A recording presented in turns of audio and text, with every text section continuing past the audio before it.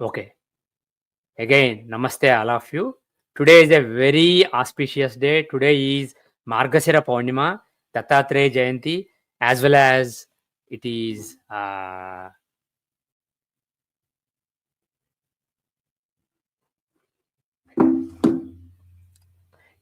and also it is a Sankranti day, Dhanus Sankranti day. Dhanurmasam is starting today.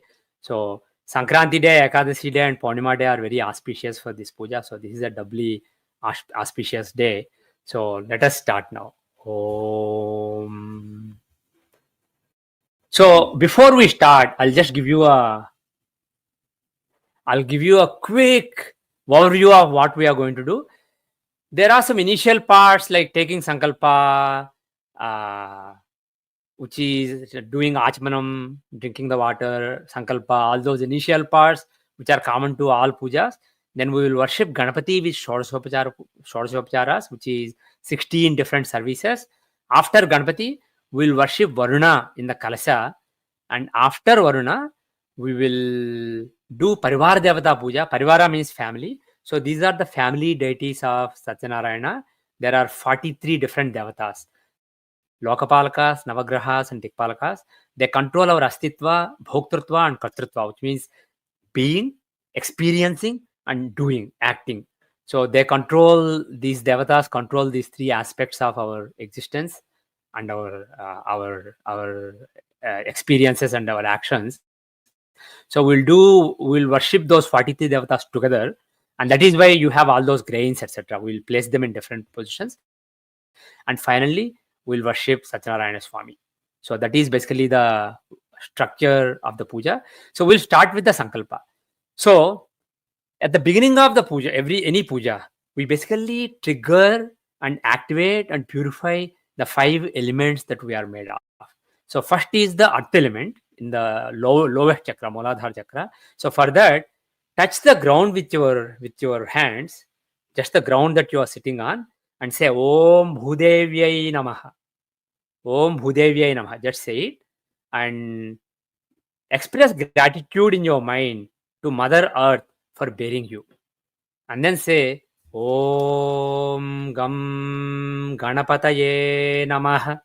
You can either repeat after me, or you can just listen to it, because Shastras say that listening is as effective as saying. Om Gam Ganapataye Namaha. Ganapati, he rules stability, so he stabilizes our existence. So by expressing gratitude to our Mother Earth and thinking of Ganapati, we have triggered, awakened the earth element inside you. Now water element. For that we do Achmanam. So there should be a tumbler in front of you, not the kalasam, but a small tumbler or glass or cup with a spoon in it. So it should have some water in it. So you take 3 sips of water.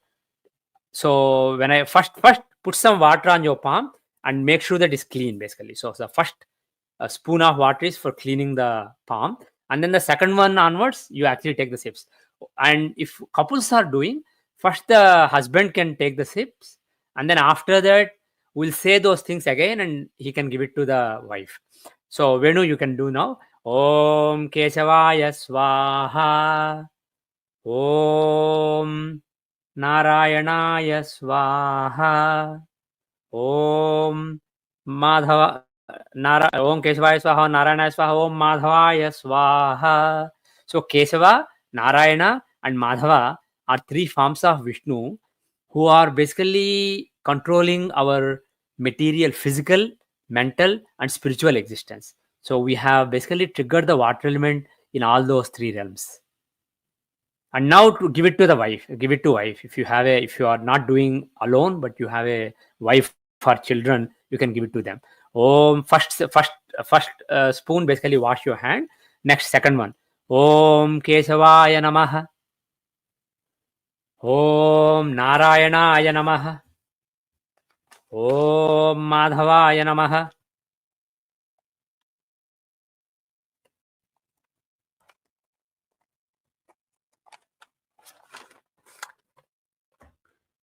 Okay.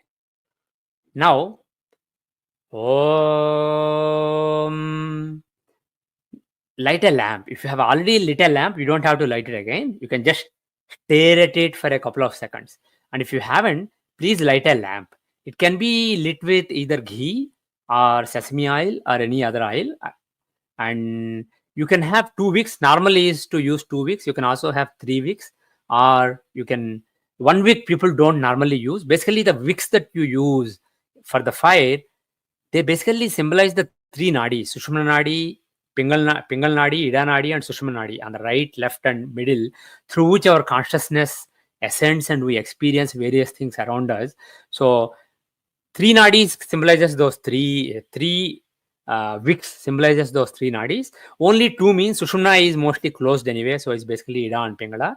So only one means Sushumna, so that means either living or mystical experiences. So that's why people don't usually use one wick. So the mantra we read later on for showing the lamp to devata talks about Sajjam Trivarti Samyuktam. So it talks about 3 weeks, but if you have only 2 weeks, that's fine. So light a lamp, look at the fire, stare at the fire for a couple of seconds. So that basically when that light touches your optical nerves, it triggers the fire element inside you. And it basically activates the fire inside you. Okay. Now the Vayu Tattva, the air element inside us has to be triggered and stabilized. So we stabilize the earth, water, and fire. Now the air element. So for that we do pranayama. Prana simply means life force, and there is a connection between our life force, our mind, our how our mind moves, and then our breath. There is a strong correlation. When we are agitated, our breath is very irregular. When you are calm and relaxed, our breath is very calm. So you should basically make sure that your breathing is very regular and calm, relaxed, and nice before you do puja. As a matter of fact, before you do anything important, suppose you have an important meeting at office, you can do pranayama for a few minutes and go to the meeting. Your mind will be calmer. You'll be able to focus better. So the way you do it is, you pick any mantra. You can say Om Gam Ganapataye Namaha, Om Namo Narayanaya, Om Namo Bhagavate Satyadevaya, or Gayatri mantra, and you say that mantra. You breathe out. You use these two fingers to control the left nostril and the thumb to control the right nostril. So open the right nostril, breathe out through the right nostril saying the mantra, then breathe in again through the right nostril saying the mantra. Then close it with the thumb, breathe out through the other nostril, left nostril, and breathe in again through that nostril. So breathe out, breathe in, breathe out, breathe in, breathe out, breathe in, breathe out, breathe in. So you do it a few times, and when you do that, you will realize that your breathing has stabilized and your mind has stabilized.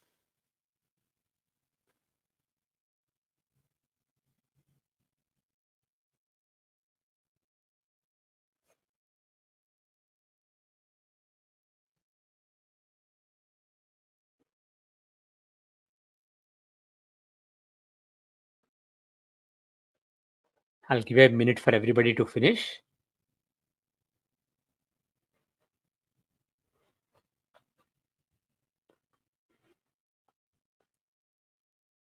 Okay. So the air element has been stabilized. Now the space element, Akasha Tattva inside us. So for that, you just take the Sankalpa, and to do the Sankalpa, what we will do is take some Akshatas. Akshatas are the rice grains mixed with a little bit of turmeric.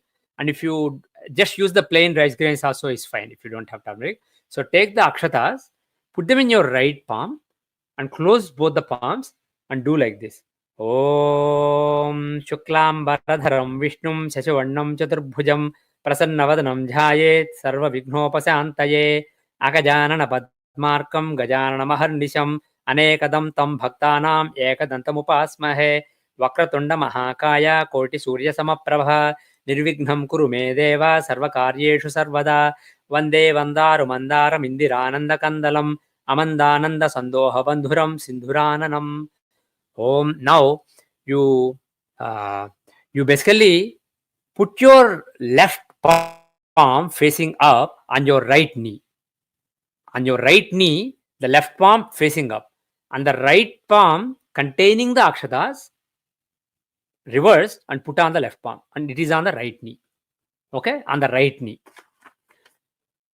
So we'll take the Sankalpa. The manual gives a very impersonal generic Sankalpa, but we'll also add a personal Sankalpa that you can say. Om. You can all repeat or just listen. Om Mamopatta Samasta Duritakshaya Dwara Sri Parameshwara Prityartham Sri Satyanarayana Prasada Siddhyartham Adya Shubhadine Shubhamuhurte Kruhinama Samvatsara Margashirsha Masa Shuklapaksha Paurnimasayam Shubhatithau. Now we'll what we said is, for the pleasure of the Supreme Being and for the pleasure of Lord Satyanarayana, we are doing this puja. Now we'll add a little bit of personal dharmic things. So say your gotra. For example, mine is Gautama. Gautamasa Gotrodbhavasya. So say your gotra name and then Gotrodbhavasya. You say it by yourself. And then say your name. Say your full name. At the end, Namadheyasya. And then say your wife's name. Namnyaha Mama Dharmapatnyascha. And if you have any children, say their names. Say all the names.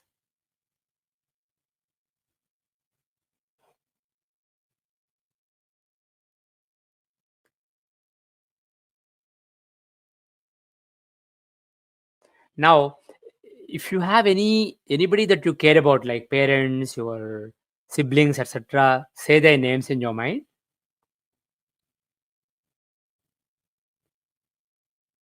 Now say Mama Sakutumbasya, which means along with my family. Sa Bandhumitra Parivarasya, means along with my relatives and friends, etc. Dharmartha Kama Moksha Chaturvidha Purushartha Siddhyartham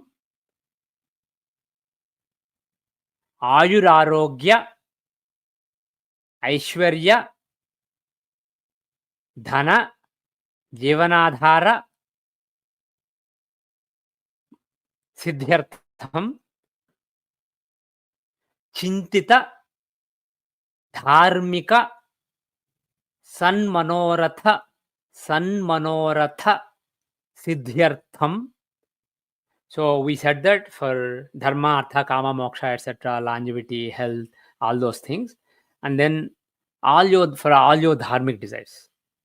Now, in your mind, if there is a specific desire you have, which is dharmic, please think of it in any language that you are comfortable in.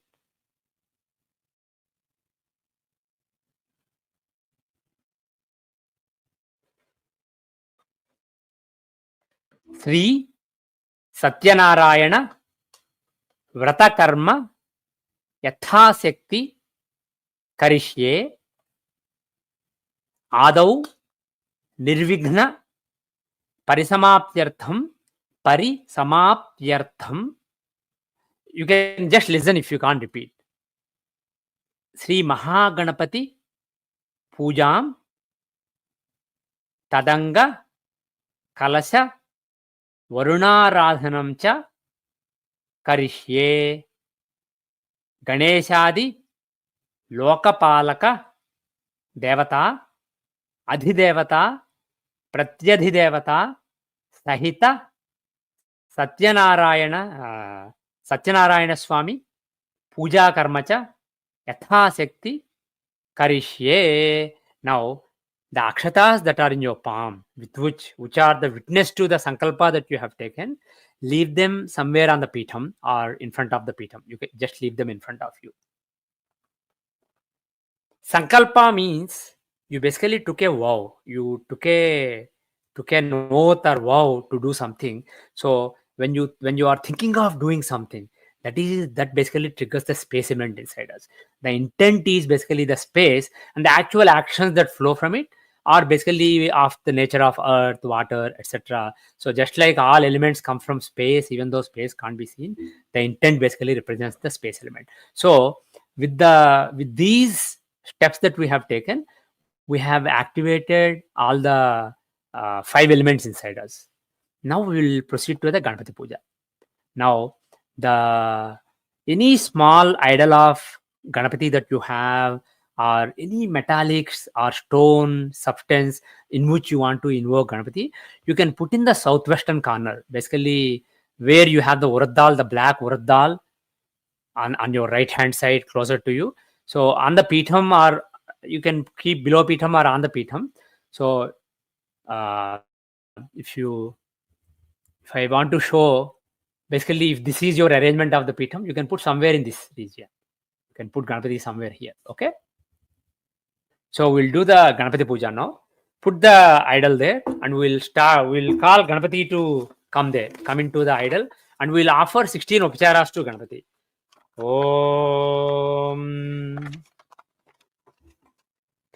Actually, before that, we'll basically purify the glass that you have, in which you are the tumbler in which you have water. Put your palm on top of it.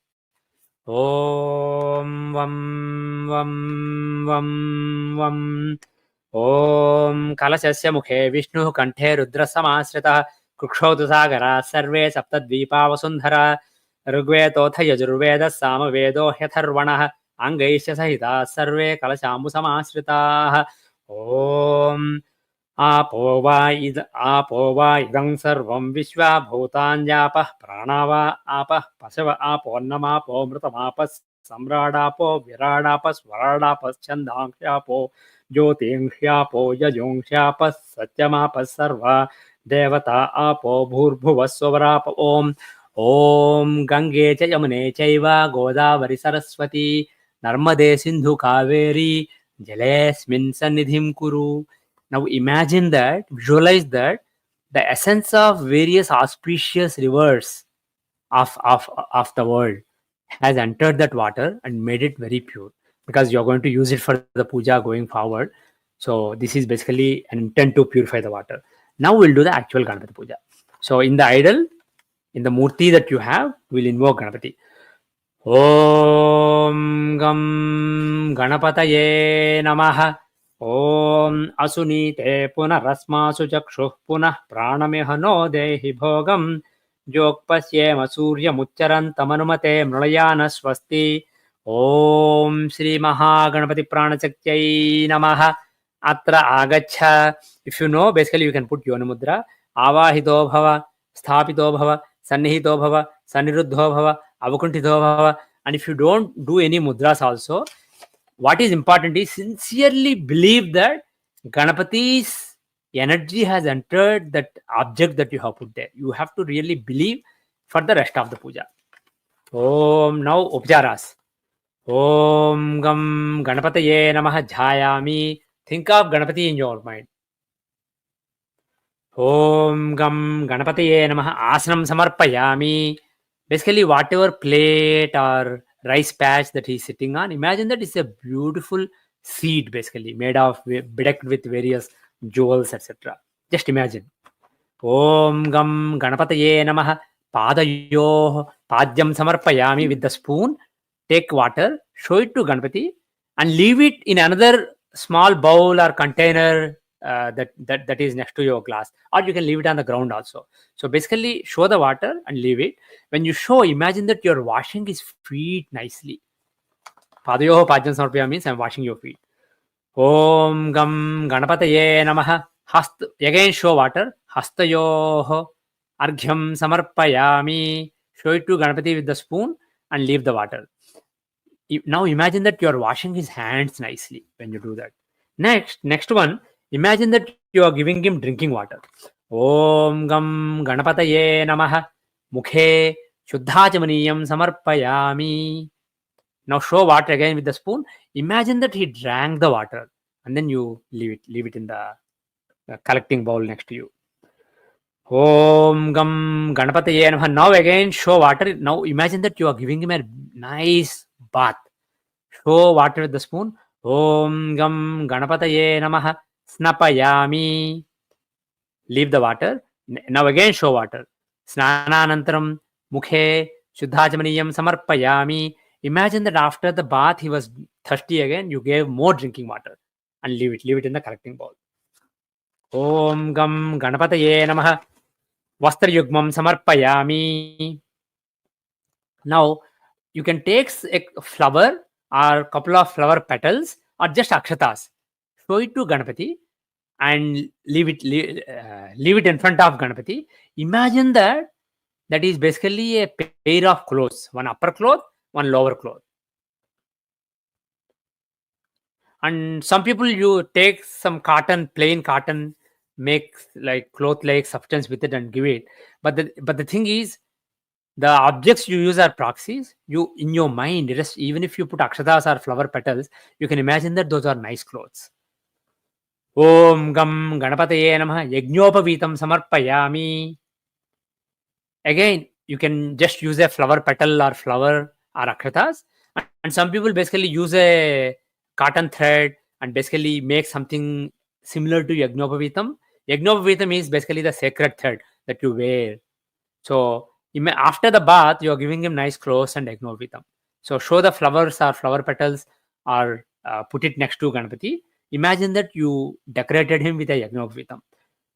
Now, if you have sandalwood powder, just put a drop of water on it, so that sandalwood paste apply on the idol, with ideally with your dharma finger, the this ring finger, the one next to the little finger. I think it's called ring finger. Yeah, in Sanskrit we call it anamika. I think English word is ring finger. Om Gam Ganapataye Namaha Gandhandharayami. So put the gandha, the sandalwood paste.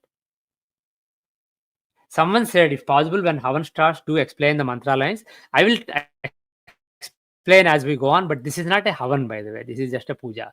As some people are thinking that this is a homa, this is just a puja. Okay.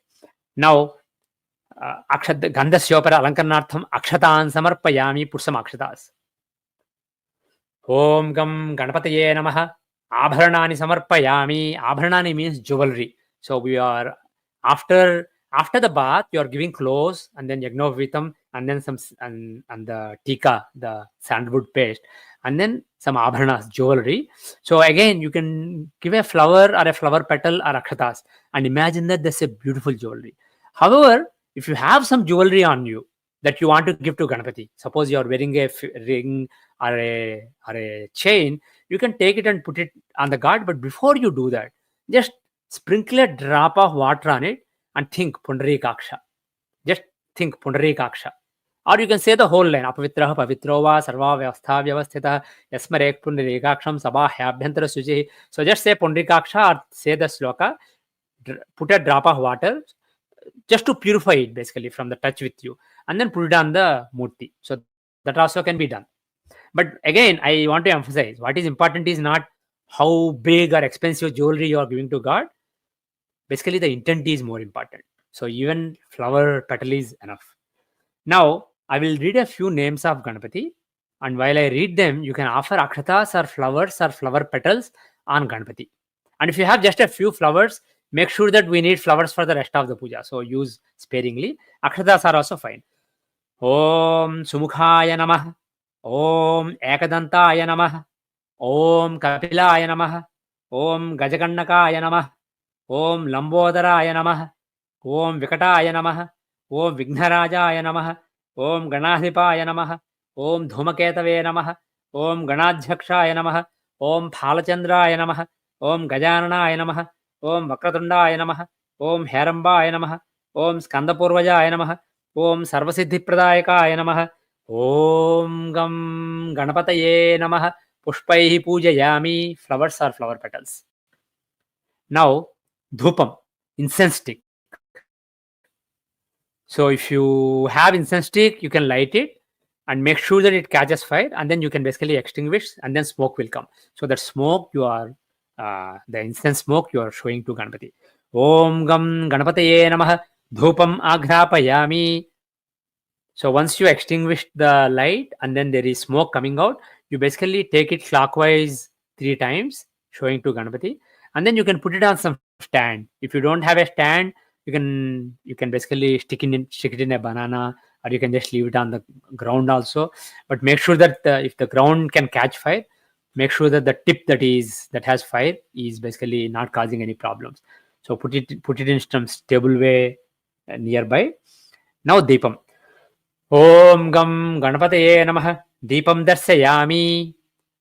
Show the Deepa. There are many ways people do it. If you have the lamp here, people take some akshadas or flower, three times clockwise around the lamp, and then offer that in front of Ganapati. That is one way. Another is, if this is Deepam, just show the Deepam with your hands. Deepam Darsayami. There are many ways, but the main thing is, imagine that Ganapati has looked at that fire and he is very happy with the fire. Dhupadīpānantaram mukhe shuddhachamaniyam samarpayami. Show water with the spoon again to Ganapati and leave it in the collecting bowl. So we gave some drinking water after all this puja. He's thirsty again, so you gave him some drinking water. Now Naivedyam. So in the instructions I told you that there is a main for the main Satyanarayana Swami. There's a recommended prasadam. I said that you can offer any prasadam, but the recommended prasadam in the scriptures is made with the cream of wheat. So if you made it, keep it now. Keep it. Don't use it now. It is for Satyanarayana Swami. For Ganapati, you can offer any other. If you have any other foods that you made, or any fruits. If you don't have any fruits, just a couple of raisins is enough, or a couple of cashews or almonds. So basically, offer Naivedyam. So there are many ways in which you can offer the Naivedyam. 1 second.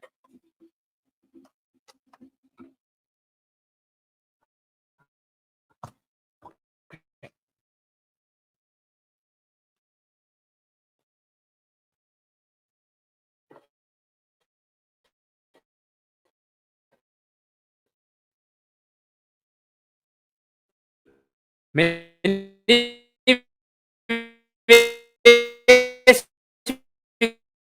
in which you can offer the Naivedyam.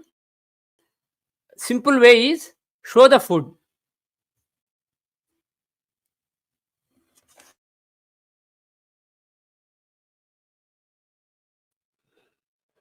You can show the food, put the food in front of God and show with your hands. Show it to God and imagine that he is basically happy with the food and he is consuming. Yeah. Okay. StreamYard was basically having a trouble, so I'll repeat again. Om Gam Ganapataye Namah Naivedyam Samarpayami. So any fruits or anything that you want to offer to Ganapati as food offering, put it in front of Ganapati and show it with your hands. Om Gam Ganapataye Namah Naivedyam Samarpayami. Imagine that he has eaten the prasadam. And those of you who are more familiar with saying a Gayatri mantra, Amritamastu, Amritapastranam, all those, you can do that. But I'll keep it simple here. Just show the prasadam and imagine that the God has consumed it and consumed the essence of it.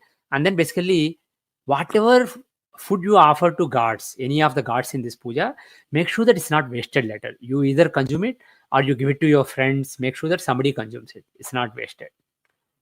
Om Gam Ganapataye Namah Dakshanatambulam Samarpayami. Now, you can just offer some akshatas, or if you have betel nuts, you can put a coin and fruits and flower and a betel nut.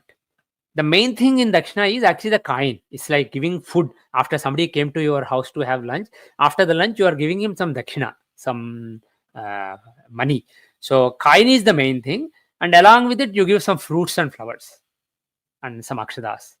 So put a fruit or two, and then some flower and a coin, and then if you have betel nut, you put betel nut and akshadas, and put it in front of Ganapati.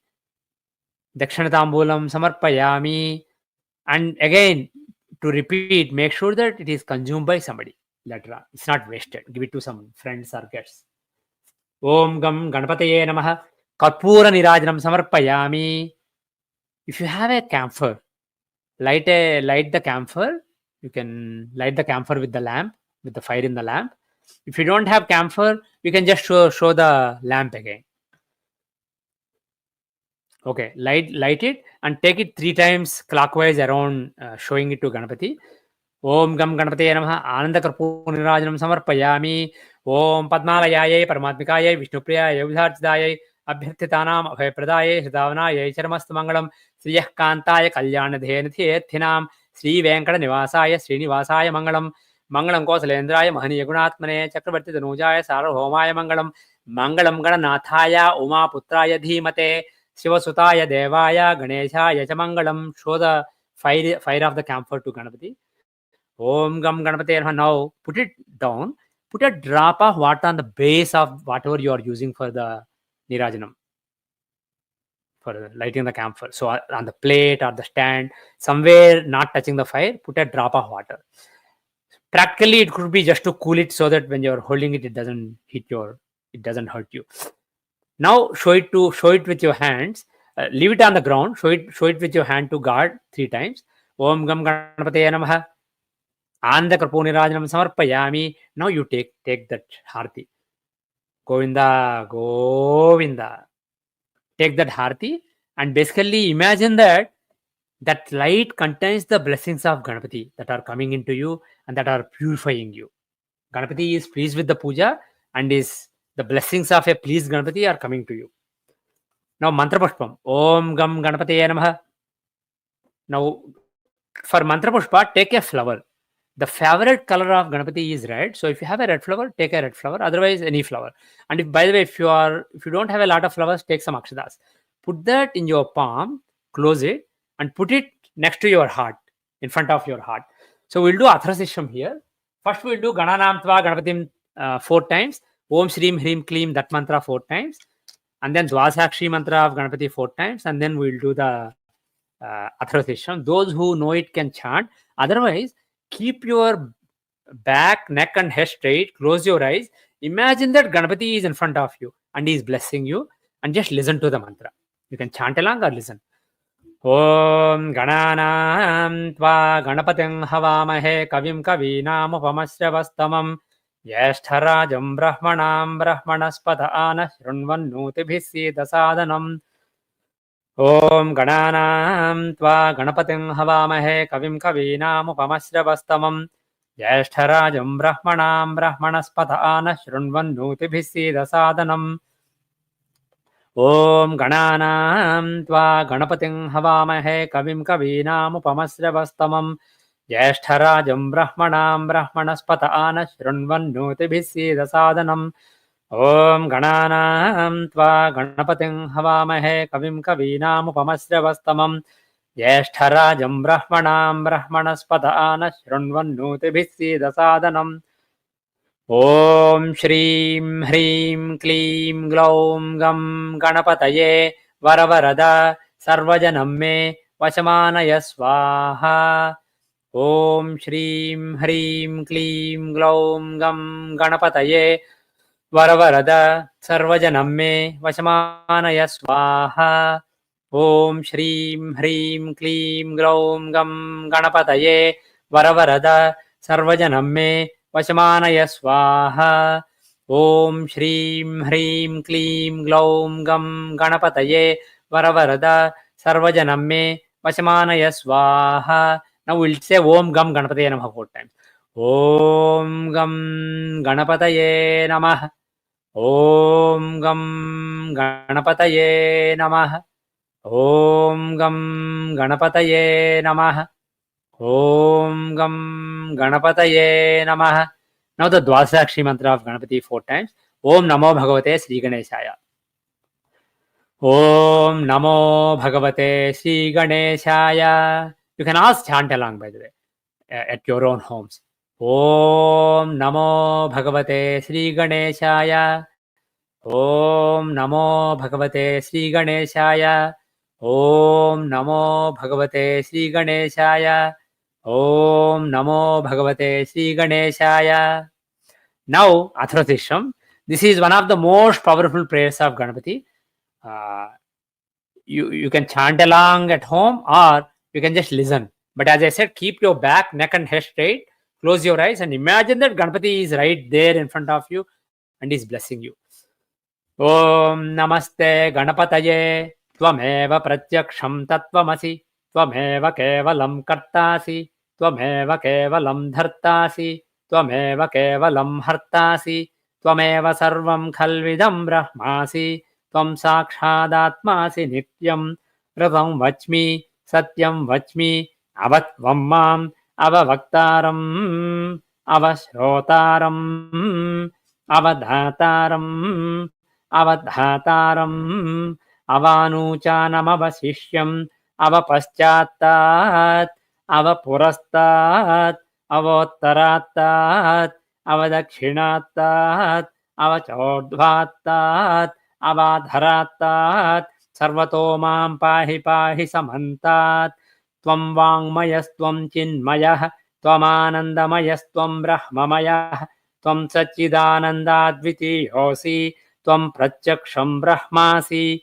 Tvam Gnanamayo Vijnanamayosi Sarvam Jagadidam Tvatto Jayate Sarvam Jagadidam Tvattastisthati Sarvam Jagadidam Tvayi Layameshyati Sarvam Jagadidam Tvayi Pratyeti Tvam Bhumirapo Nalo Nilo Nabha Tvam Chatvari Vakpadani Tvam Gunatrayatitah Tvam Avasthatrayatitah Tvam Dehatrayatitah Tvam Kalatrayatitah Tvam Mooladharasthitosi Nityam Tvam Saktitrayatmakah Tvam Yogino Dhyayanti Nityam Tvam Brahma Tvam Vishnustvam Rudrastvam Indrastvam Agnistvam Vayustvam Suryastvam Chandramastam Brahma Bhurбhuvassuvarom Ganadim Purvamucharya Varnadim Stadanantaram Anuswarah Paratarah Ardhendulasitam Tarena Ruddham Etattava Manuswarupam Gakarah Purvarupam Akaro Madhyama Rupam Anuswarasthantya Rupam Binduruttara Rupam Nadasandhanam Sanghita Sandhi Saisha Ganesha Vidya Ganaka Rishi Nichrit Gayatri Chandah Ganapatir Devata Om Gam Ganapataye Namah Om Gam Ganapataye Namah Om Gam Ganapataye Namah Ekadantaya Vidmahe Vakratundaya Dhimahi Tanno Danti Prachodayat Ekadantam Chaturhastam Pasamankushadharinam Radam Chavaradam Hastair Bibhranam Mushakadvajam Raktam Dambodaram Shurpakannakam Raktavasasam Raktagandhanuliptangam Raktapushpai Supujitam Bhaktanukampinam Devam Jagatkaranamachyutam Avirbhutam Cha Srushtyadau Prakrite Purushatparam Evam Dhyayati Yo Nityam Sayogi Yoginam Varah Namo Vratapataye Namo Ganapataye Namah Pramathapataye Namaste Stulambodharaya Ekadantaya Vighnanashine Sivasutaya Varadamurtaye Namah Om Gam Ganapataye Namah Suvarna Divya Mantra Pushpam Samarpayami. Now the flower that has taken the vibrations of these mantras, offer it to Ganapati. Put it in front of Ganapati.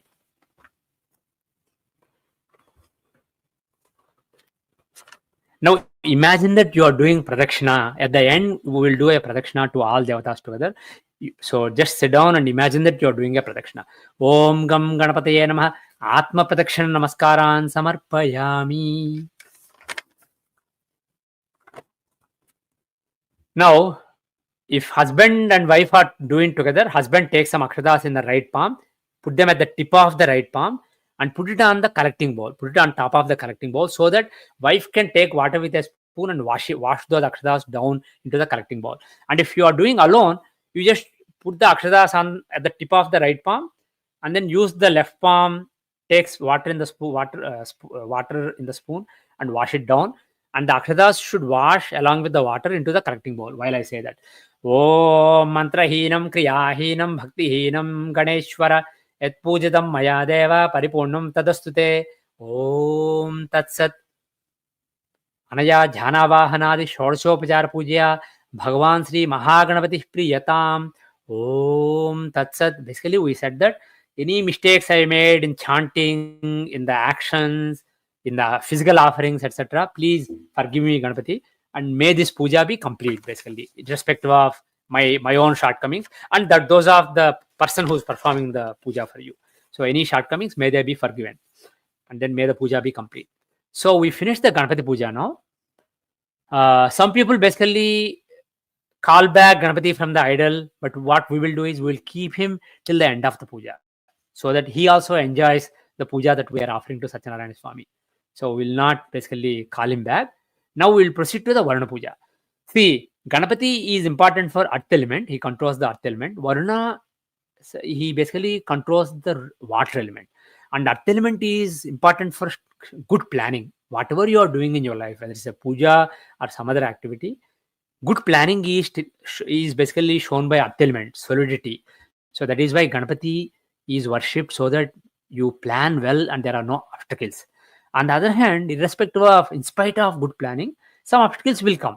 So you need persistence and perseverance to fight those obstacles. So that is symbolized by the water element, which shows your stamina, your fighting spirit. So the stamina is shown by water element, and that is controlled by Varuna. That is why before any puja, traditionally, Ganapati and Varuna are always worshipped. So now the kalasham that you have, the kalasha, the pot or vessel made of mud or silver, copper, whatever, panchaloha, which is filled with water and has coconut or some fruit on top of it, put it on the pitham, and this is where you put it. So there is a circle made of wheat here. This is for sun, and these are the 9 planets, and this is where the Varuna goes, and this is the Lokapalkas, the rice patch for putting the Lokapalkas. So make sure that you are putting on this rice circle, okay? And then we'll call Satyanarayana Swami in the same kalasha, but first we'll worship Varuna in that kalasam, okay? So like they have put Venu and Adilakshmi have put, you also put the kalasha. Now we'll do Varuna puja. Om Asmin kalashe Varunam avahayami. Om Vam Varunaya Namaha. Om Asunite Punarasmasu Jakshuh Punah Pranamehano Dehi Bhogam Jogpasye Masurya Mucharantamanmate Mrulayana Swasti. Om Shri Varuna Pranasaktiyai Namaha. Atra Agacha. If you know the mudras, you can put, otherwise you just imagine that Varuna is coming into that water. Atra Agacha Avahito Bhava Sthapito Bhava Sannihito Bhava Saniruddho Bhava Avakuntito Bhava Deva Prasida. Now imagine that Varuna Deva, the ruler of the waters, is basically in the Kalasha now. We'll do the same things that we did for Ganapati. Okay? Om Vam Varunaya Namaha Jhayami. Think of Varuna in your mind. Om Vam Varunaya Namaha Asanam Samarpayami. Imagine that the rice circle he's sitting on is basically a beautiful asanam, beautiful chair. Om Vam Varunaya Namaha Padayoha Pajyam Samarpayami. Show water with the spoon. Imagine that you are washing the feet. Leave it in the collecting bowl. Next, washing hands. Om Vam Varunaya Namaha Hastayoha Arghyam Samarpayami. Imagine that you wash the hands, leave the water. Next, drinking water. Om Vam Varunaya Namaha Mukhe Shuddhachmaniyam Samarpayami. Take with the spoon, show it to Varuna, show it to the Kalasha, leave it. Imagine that you nicely gave him some drinking water and he sipped it very nicely. Om Vam Varunaya Namaha Snapayami. Show water. Imagine that you are giving him a bath. Snapayami, leave it. Now take water with the spoon again. Snananantram Mukhe Shuddhachamaniyam Samarpayami. Leave it in the collecting bowl. Imagine that he was thirsty after the bath and you gave more water. Now vastras. Again, for clothes, you can give flower petals. His favorite color is white, by the way. So white flower may be ideal, but use any flower if you don't have. White flower or white flower petals or akshadas. Show it. Actually, you can not only show it, you can put it next to the kalasha. So imagine that you are giving him a nice pair of clothes. See, all the objects you use in the puja are proxies. It is all mind game. Puja is basically a mental activity. The physical objects are just proxies. So what is more important than using great substances is imagining that you are giving him beautiful upper clothes and lower clothes. Just imagine. There is a story in the scriptures. There was an old Brahmana who was doing a elaborate puja to Shiva every day. And then there was a peasant who was watching from a distance, and he imagined that he was also doing all those pujas to Shiva. So at the end, both of them died at the same time. The Brahmana was going to a lower loka, but the peasant was going to Kailasa. So he asked Shiva, I did puja to you every day. Why did I go to a lower realm, whereas he is coming to you? He said, you are doing it mechanically. You are using all beautiful objects, expensive things, but you are doing it mechanically. Whereas that peasant, he wasn't doing anything. He was watching your puja, but he was imagining that he was doing all that, and his bhava was basically very complete. That is why he is finding me. So again, the what you do in the mind, how you visualize, is the most important thing, and the physical objects you use are just proxies. So okay, so we gave the vastra. Now yagnophavitam. Again, flower petals or flower or akshatas. Om vam varunaya namah. Yagnopavitam samarpayami.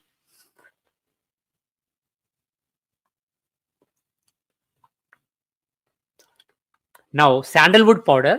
Either you can put powder on the kalasham, or take the powder, put a drop of water, make paste, and using your right hand ring finger, apply it on the kalasham. If the kalasha, basically the kalasha symbolizes the body, right? So the main body is basically this. So the thin part is basically the neck, and then the coconut is basically the head. So you can put it somewhere in this area, the neck of the vessel. Om gam vam varunaya namah. Gandhan dharayami. Put the sandalwood paste. Gandhasya upare alankaranartham akshatan samarpayami. Put some akshatas. Abharanas, which is jewelry. You can put just akshatas or flower petals, or if you have a jewelry that you want to offer, you can actually put it in front of the kalasha, and you can take it after the puja. But again, as I said, if you are taking something from your body, put a drop of water on it and say Pundrikaksha, Pundrikaksha, Pundrikaksha, and then put it. Om Vam Varunaya Namaha. Abharanani samarpayami. Jewelry offered to God.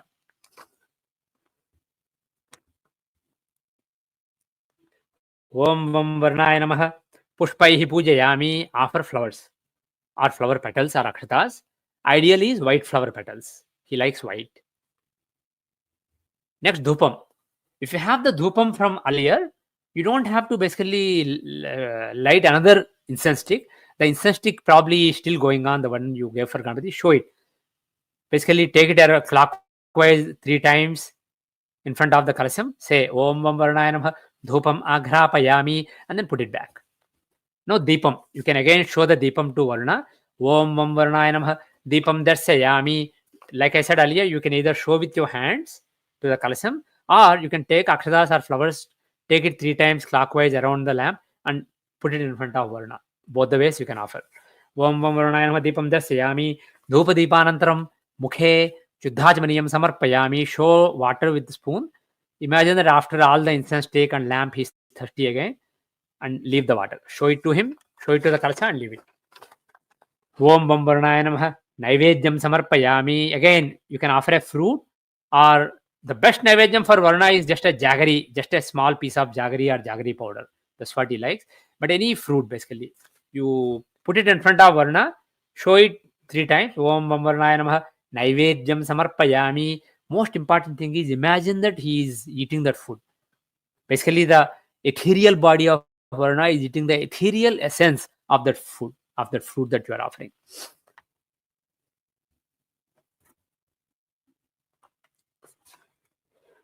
Om Vam Varunaya Namaha.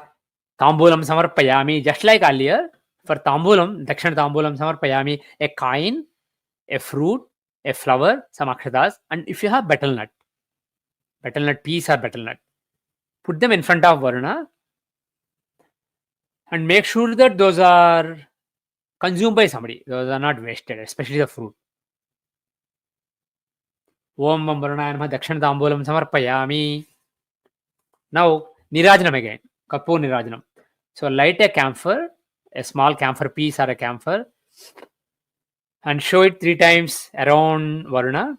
Om Padmalayayai Paramatmikayai Vishnupriyayai Vidharchidayai Abhyarthitanam Abhayapradaye Shadavanayai Charamastamangalam Sriyah Kantaya Kalyanadhenadherthinam Sri Venkana Nivasaya Srinivasaya Mangalam Mangalam Kausalendraya Mahani Gunatmane Chakravarti Tanujaya Sarvabhaumaya Mangalam.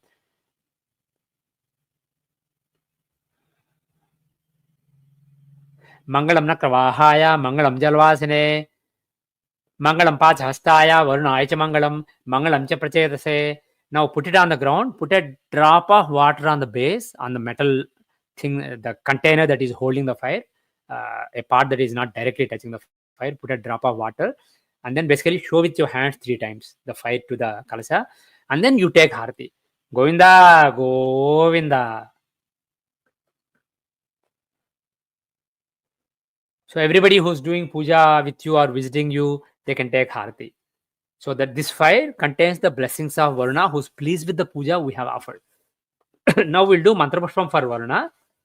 Take a flower or akshatas in your hand, put it next to your heart, in front of your heart with closed palm, or open palm is fine. And the flower ideally is white, but if you don't have, you can use any. It's no big deal. But his favorite is white color. So for this, I will do as the mantra pushpam for Varuna. I will chant Punyaha Vachanam, also known as Pavamana Suktam. Pavamana Suktam literally means purifying him.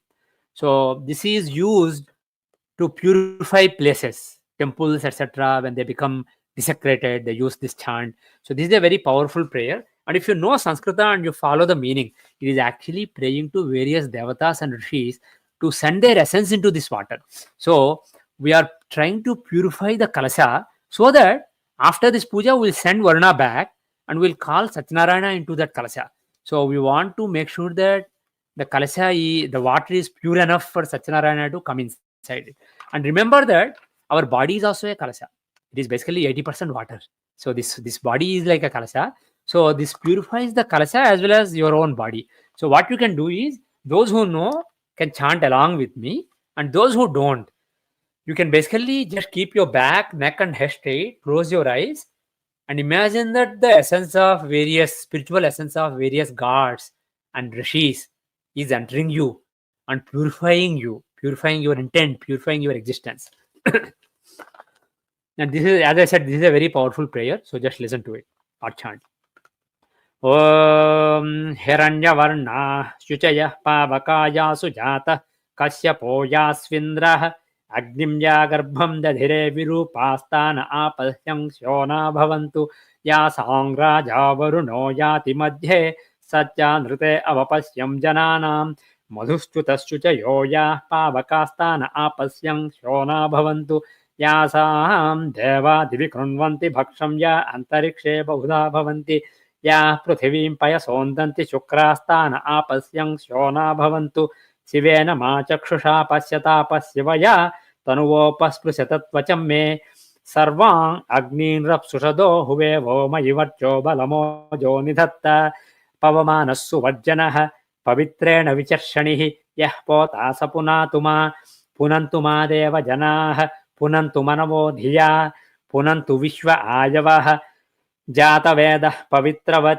Pavitrena Punahima Shukrena Devadivjat Agne Kratva Kratungranu Yatte Pavitra Marchishi Agne Vitatamantara Brahmatena Punimahe Ubhabhyam Deva Savitaha Pavitrena Savena Cha Idam Brahma Punimahe Vaishwadevi Punati Devyagat Yasyai Bhakvi Stanuvo Vitaprushtha Tayavadanta Sadhamajeshu Vayam Syama Patayorayinam Vaishwanaro Rasmibhirma Punatu Vatah Pranene Shiromayo Bhu Dyava Prathavi Payasa Payobhi Vratavari Yagniye Ma Punitam Bruhadbhih Savitastrubhih Varshishthai Devamanmabhih Agne Dakshai Punahima Yena Deva Apunata Yena Po Divyankasah Tena Divyena Brahmana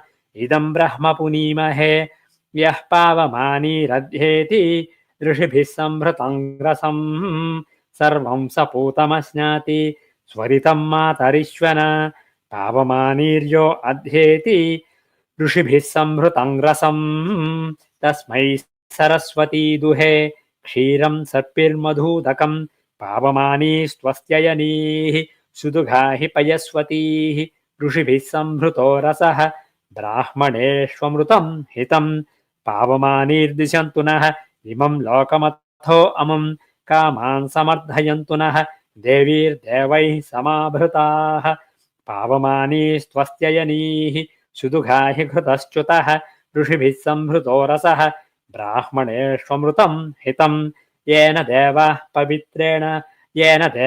पवित्रेण आत्मानं पुनते सदा तेन सहस्रधारेण पावमान्यः पुनन्तु मा प्राजापत्यं पवित्रं चतोद्यामं हिरण्मयं तेन ब्रह्मविदो वयं पूतं ब्रह्म पुनीमहे इन्द्रः सुनीति सहमा पुनातु सोमस्वस्त्या वरुणः समीच्या यमो राजा प्रमृणाभिः पुनातु मा जातवेदा मोर्जयन्त्या पुनातु ॐ भूर्भुवः सुवः ॐ तच्छं जोरावृणीमहे गातुं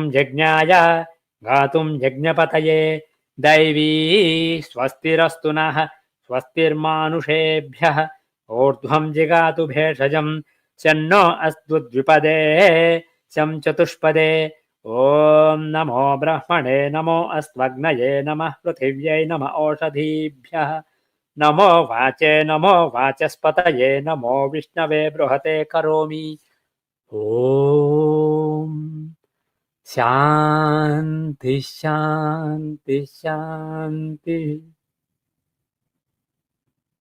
Now, the flower that you are holding next to your heart, it has imbibed the essence of this mantra, this powerful mantra, and you offer it in front of the kalasha.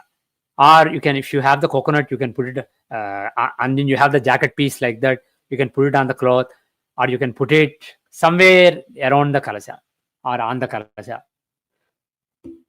Om Vam Varunaya Namaha Suvarna Divya Mantra Pushpam Samarpayami.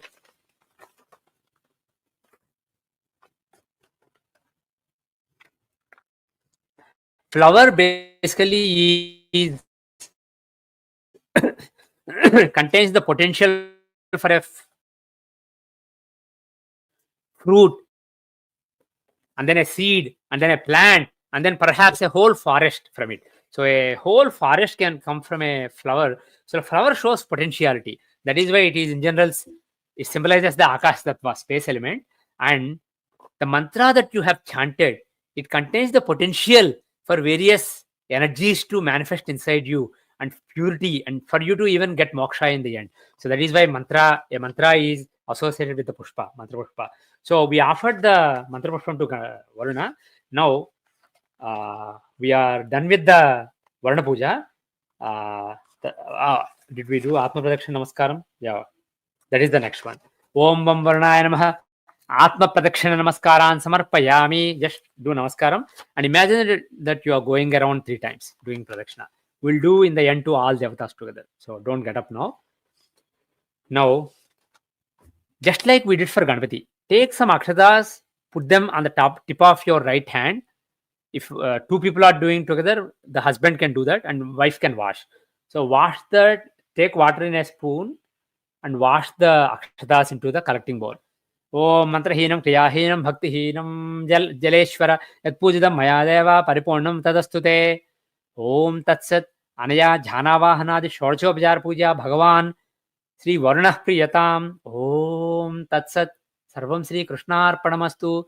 Now in the case of Varuna, unlike Ganesha, we'll call him back basically. Asmat kalasat varnam yathasthanam pratisthapayami. So we are calling back Varuna from the kalasha. So kalasha has no devata now, and Satyanarayana will come later. Now,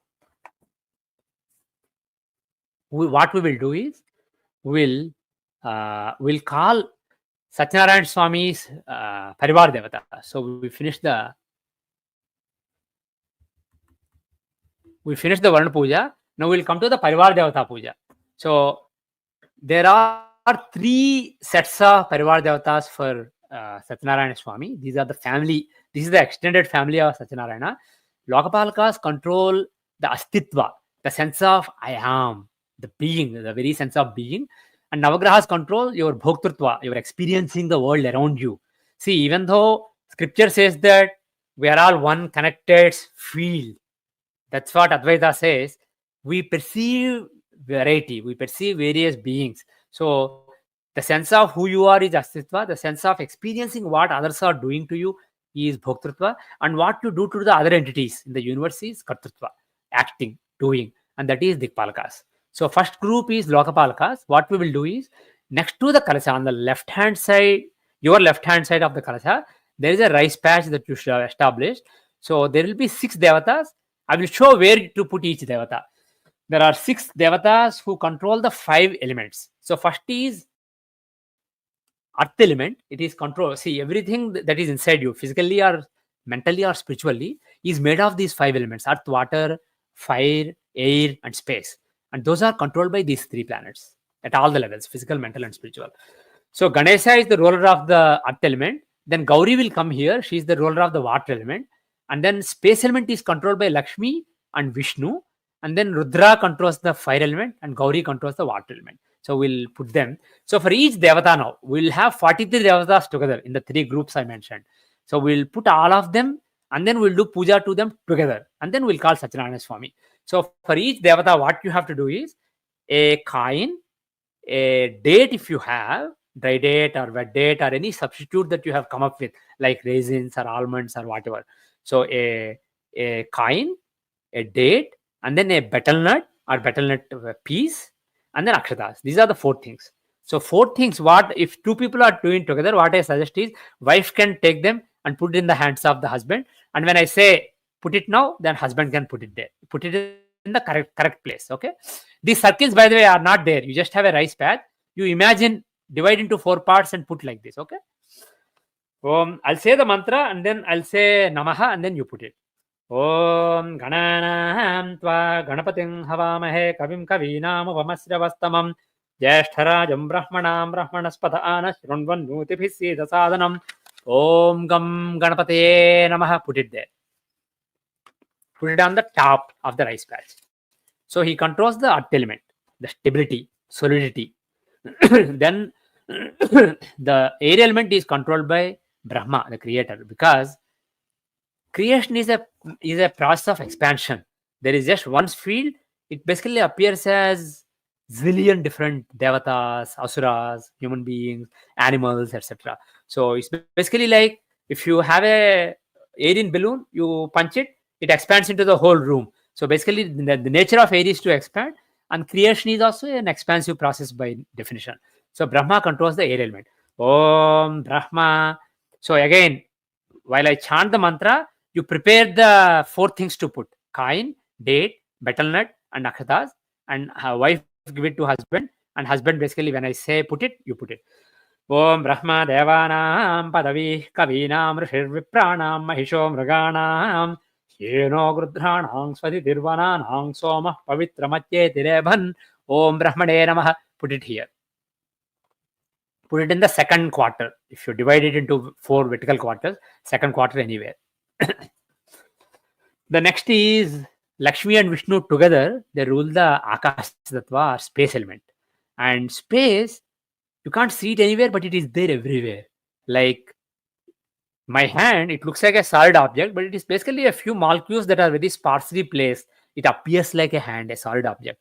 And those molecules also have atoms inside them, sparsely placed. And those atoms also have subatomic particles sparsely placed, and it's all vacuum. And if you break down subatomic particles again, in the end, it's just waves in space, basically, that appears like solid objects. So all earth, water, fire, air elements, they appear to be, but really it is space that is there everywhere. They are just energy waves. So just like that, Vishnu is everywhere. Vishnu and Lakshmi are everywhere, but you may not see them explicitly, but they are everywhere. They are in the computer in front of me. They are in me. They are in you. So for put the first we'll do Lakshmi and then Vishnu. So put Lakshmi here, Vishnu here. So in other words, the third quarter, vertical quarter of this area, You put on the right hand side Lakshmi first with the next mantra Vishnu here. Okay. Om Hiranyavarnam Harinim Suvarna Rajatasrajam Chandram Hiranmayim Lakshmim Jata Vedo Maavaha Om Sri Mahalakshmi Namaha. Put her here. Again, all the 4 things. See, really, the old way was when people had like 5-6 hours for this puja, every devata you put the kain. Kain is where you invoke the devata, and then the date that we are putting is basically like the naivedyam, and the betel nut we are putting is like the dakshina and dakshina tambulam, and the akshadas we are putting is like various upacharas. So you can actually call each devata in the place and then do Shodasopachara pujas to those devatas. So 43 times Shodasopachara puja. So that would be very long, many hours. So this is a shortcut. You are doing all together, and in the end we do puja to all of them together.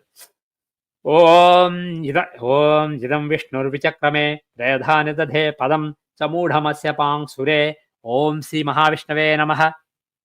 When I say Namaha, you can put it there. Then now Rudra and Gauri will come. Rudra he's here and Gauri is here. Okay, Rudra is fire element, Gauri is water element. Om Kadrudra Yaprachetase Midushtama Yatavyase Oche Masyantamang Hrude Om Rudraya Namaha. Put it there. Rudra put on the left hand side. Now Gauri on the right. Om Gauri Mimaya Salilani Dakshatya Kapadi Dvipadi Sa Chatushpadi Ashtapadi Navapadi Babhubushi Sahasra Akshara Parame Vyoman Om Mangalakarinjai Gaurjai Namaha. Gauri Devi controls the water element. Water is basically harmony, stability. So the harmony inside us, the sense of well-being, everything is nice, is basically Gauri. She's the controller of that. And Rudra is the life force. See, the very fact that we are alive is because the spark of fire called soul, Atma, is inside the heart cave. And that is basically Rudra. So he's the fire inside us, life force. Avuna. I don't know what I can do about it. Yeah. Apparently the PowerPoint arrow is not showing up, so I don't know how to fix it. So sorry about that. Oh, you know what? I can do this. I have it in the slides. Yeah. So this is where we put Gauri now. Bruce water. Now we did the Lokapalakas. Sorry about that. I'll instead of using my mouse, I thought it was visible, but it's not. I'll just use the mouse, the pointer in the slide. Sorry. Now the next part, the Nava Grahas, they control our bhoktrutva, our experiencing of the world around us. We think that this person is hurting me, this person is praising me, this person is I'm very successful, I'm a big failure. All these experiences, all these thoughts, all these emotions are coming because of various grahas. The graha literally means one who grabs. So they grab our consciousness, and when a particular graha controls our mind, we basically feel in a particular way. Feel like we are doing a lot of dharmic work, or we are very adharmic people. All these various feelings are because of the influence of grahas. So for each graha, again the same way, the 4 objects I mentioned, date, kain, betel nut, and akshadas, you put in the corresponding place, and I'll try to move the slide so that you see the right pointer. So yeah, exactly. So each graha will be in one particular shape made of dhanya. There is an asana in a particular akara mentioned in the Sahasranama. So that particular shape, pentagon, square, rectangle, etc., circle, etc., will put in that particular made of a particular grain that is favorite of that devata. So that is the right asana. And some priests, what they do is they don't make this arrangement. They just take a betel leaf and use it as asana for all devatas. When you do at home, that also can be done. But hopefully most of you followed my instructions and have the right asanas. So you can put in the right place. And after each graha, we get the Adhidevata and Pratyadhidevata, ruling deity and co-ruling deity. Okay, so they will be on the right and left. I'll say the mantra, and again when I say Namaha, I'll say Namaha, you can put it there. Om Akrushnena Rajasa Vartamano Nivesayan Namrutam Matyam Cha Hiranyayena Savitarathena Devo Yati Bhuvanani Pasyan. Om Suryaya Namaha. Put for sun in the circle made of wheat in the middle. Next one. His ruling deity By the various grahas personify various aspects of our consciousness. Surya personifies our soul, what we normally call as soul, the Atma, which is basically supporting all our experiences and all our existence, basically. So he's the Atma inside us. Now, Atma is a soul is like a spark of fire per Shastra. So naturally, his ruling devata is Agni. Om Agnim Dhotam Vrunimahe Hotaram Vishwavedasam Asya Yajnasya Sukratum Om Agnaye Namaha. So Agni on the right hand side, your right hand side of Surya. He is the Adhidevata. Now Pratyasha Devata is also made of fire, full of fire. So this is basically the fire, this whole area. So that is Rudra. After the mantra, you can put Om Kad Rudraya Prachetase Mridustamaya Tavyase Oche Mansantamang Hrude Om Rudraya Namaha.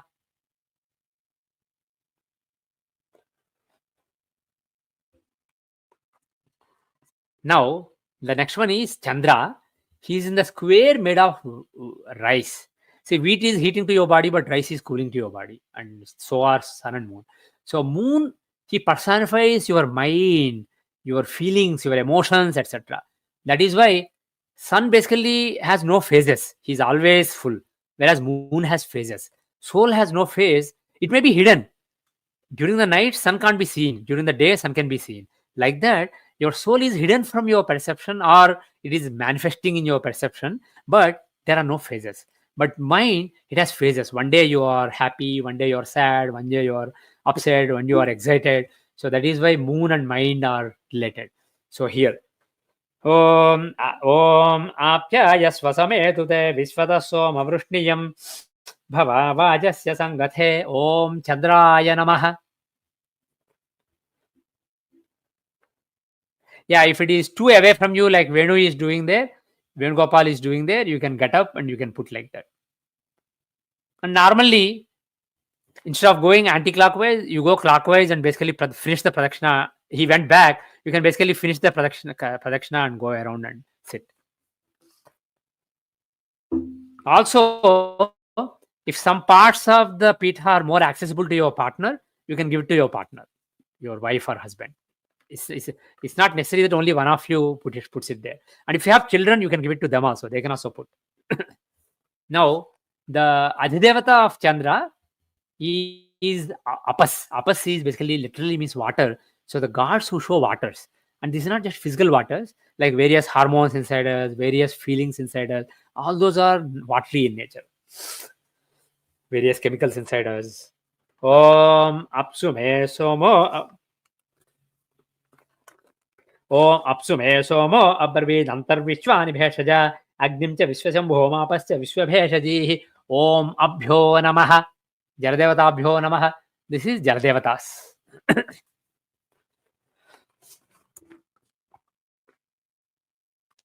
On the right hand side of the square of rice where you put moon.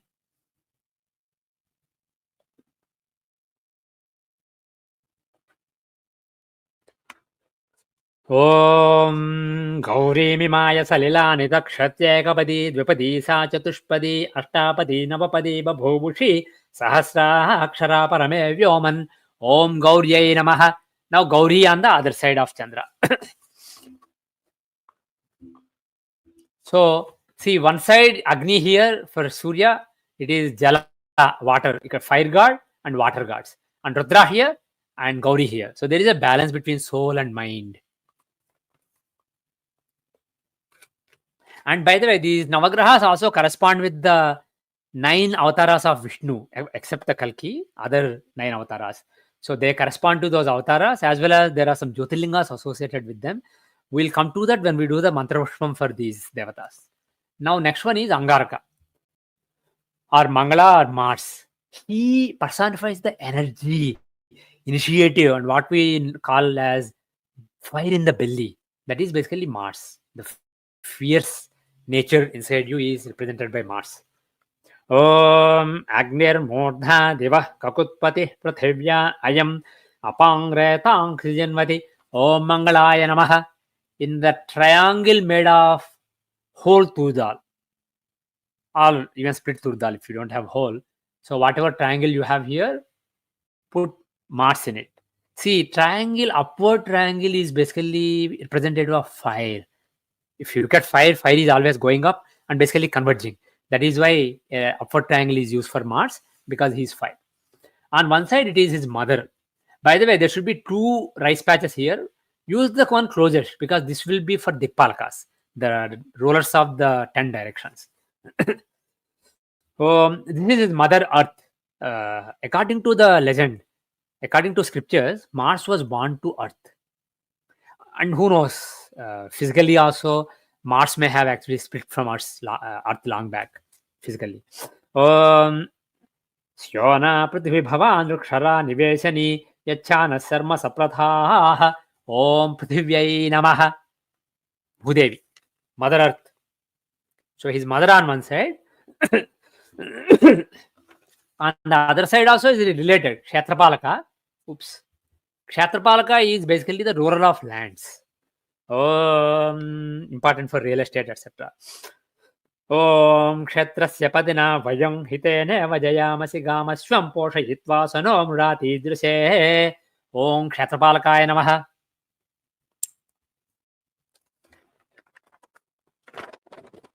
Next is Buddha, the moong dal, whole moong dal, diamond shape. Okay, the diamond made of whole moong dal. After the mantra, don't put it there, but I'm just showing the place. This is Buddha. He personifies. Oh, I didn't have it. I didn't mention it here. Just like Mars personifies the energy inside you, Mercury personifies the learning ability inside you, the learner inside you, the ability to comprehend and understand the world around you is basically Buddha. Om Budbudhyasvagne Pratijagrahena Mishta Porte Sanskrithe Thamayam Cha Punah Kronvakstvapitaram Yuvana Manvatang Hitvaitantu Netam. Om Buddhaya Namaha.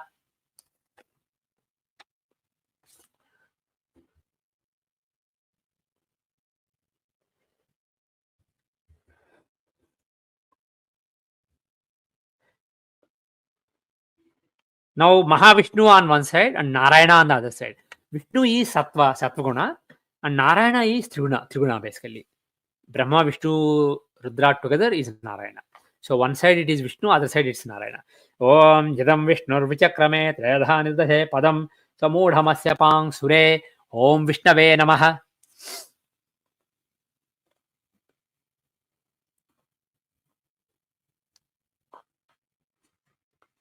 Next Narayana.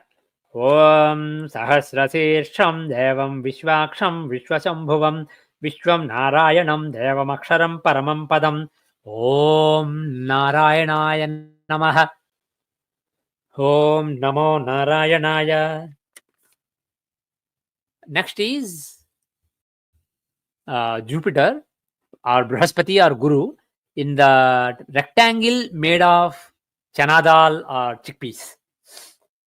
So he personifies the wisdom inside us, the discrimination, the knowing right from wrong, the conscience that is basically telling us truth always. That is basically Brihaspati inside us.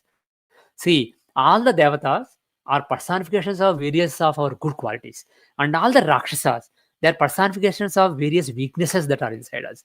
And Brihaspati is the teacher of gods, which means he's always working for the victory of gods, which means the wisdom or the conscience or the discretion inside us is working for the victory of good inside us. So whenever we do bad things, it is telling, this is bad, don't do it.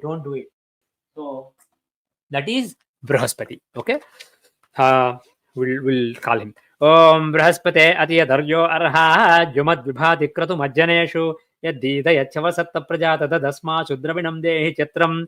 Om Rishabham Charshaninam Vishwarupa Madabhyam Brihaspatim Varenyam. Om Brihaspataye Namaha. Om Devagurave Namaha. Om Suracharya Namaha. Put Brihaspati.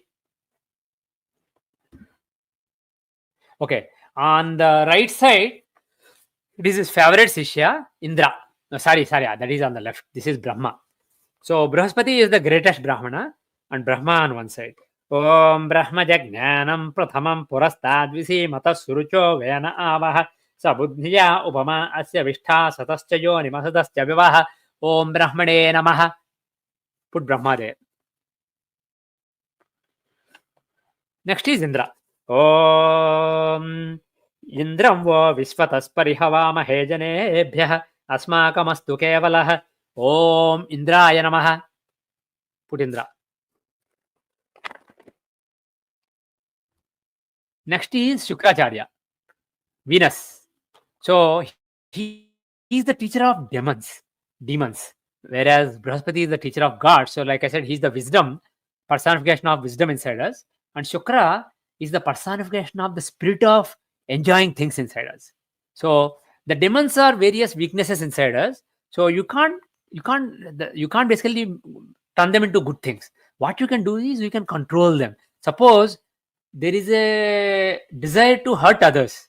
Instead of actually hurting others, you watch a movie where somebody is hurt and you feel great about it. So that is basically Shukra. So what he does is he doesn't try to convert demons into great beings. He makes them the best versions of who they can be. So he keeps them under check. So that is what Shukracharya does. And that is why it is the spirit of pleasure, spirit of enjoying the world around us. And by the way, this is not just material pleasures.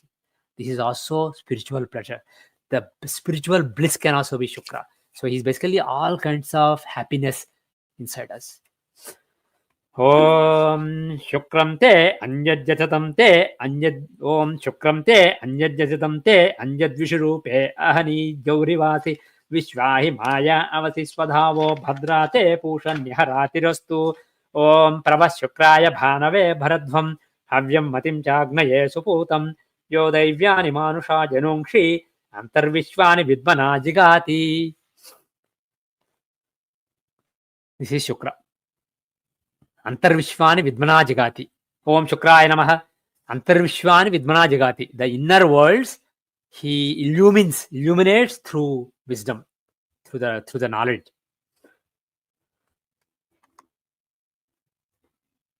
And happiness is basically like illumining various inner worlds inside you. Different kinds of inner worlds for different happinesses. Now on one side it is Indrani. You had Indra for Brihaspati. You have Indrani, Indra's wife for Shukra. In general, he shows ladies, etc. Om Indrani Masunarisha Supatni Mahamasravam Nahyasya Aparanchana Jarasa Marate Patihi. Om Indranyaya Namaha. Shachi Devi, Indra's wife, is on this side.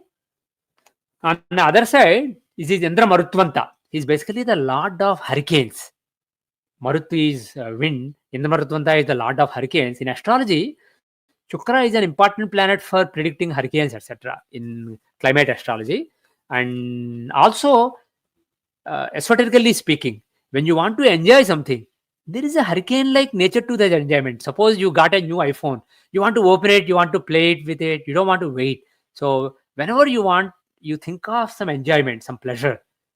There is a force that is pulling you to it. You don't want to delay. You want it to happen. So that force that is pulling you towards the enjoyment is basically Indra Marutvanta. That is why he's associated with Shukra. Om Indra Marutva Ihapahi Somam Yatha Saryate Abhivaswatasya Tava Praniti Tava Shura Sarvanna Vivasanti Kavayasu Yajna. Om Indra Marutvantaya Namaha. So the pentagon made of the Valdal or whatever substitute you use, on the left side, put in the Marutvanta. Then the next is Shani Mahadeva.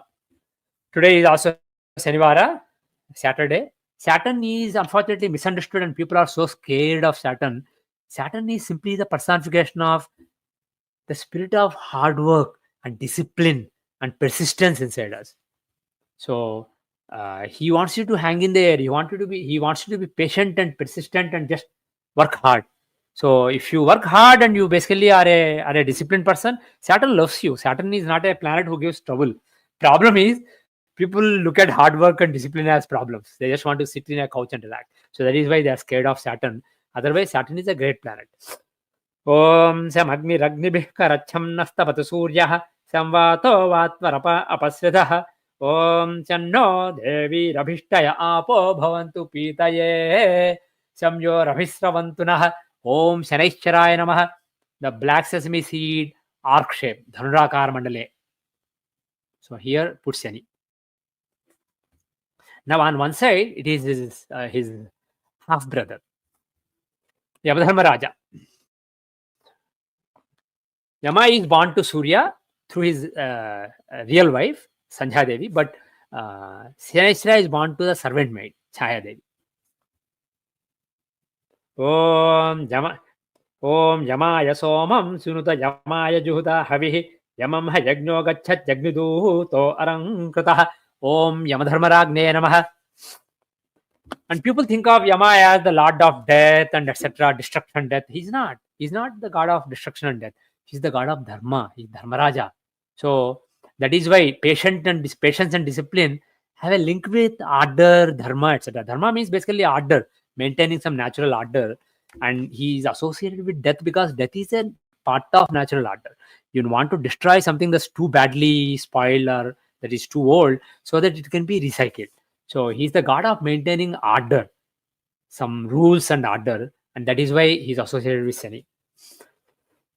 On the other side, it is his grandfather, Prajapati. See, Prajapati Kashyapa is the son of, he's the father of Surya. Surya also did not give him, Surya also did not have Kashyapa on either side, but Shani has Prajapati. Om Prajapate Natvadeta Nyanyo Vishwa Jatani Parita Babhuva Yatkamaste Juhumastanno Astu Vayang Syama Patayora Yinam Om Prajapataye Namaha. So his granddad. See, that is why Shani show in general likes, he gave a importance to his grandfather here, right? So that is why people with strong Saturn influence, they like old people. Sometimes they may be like old people.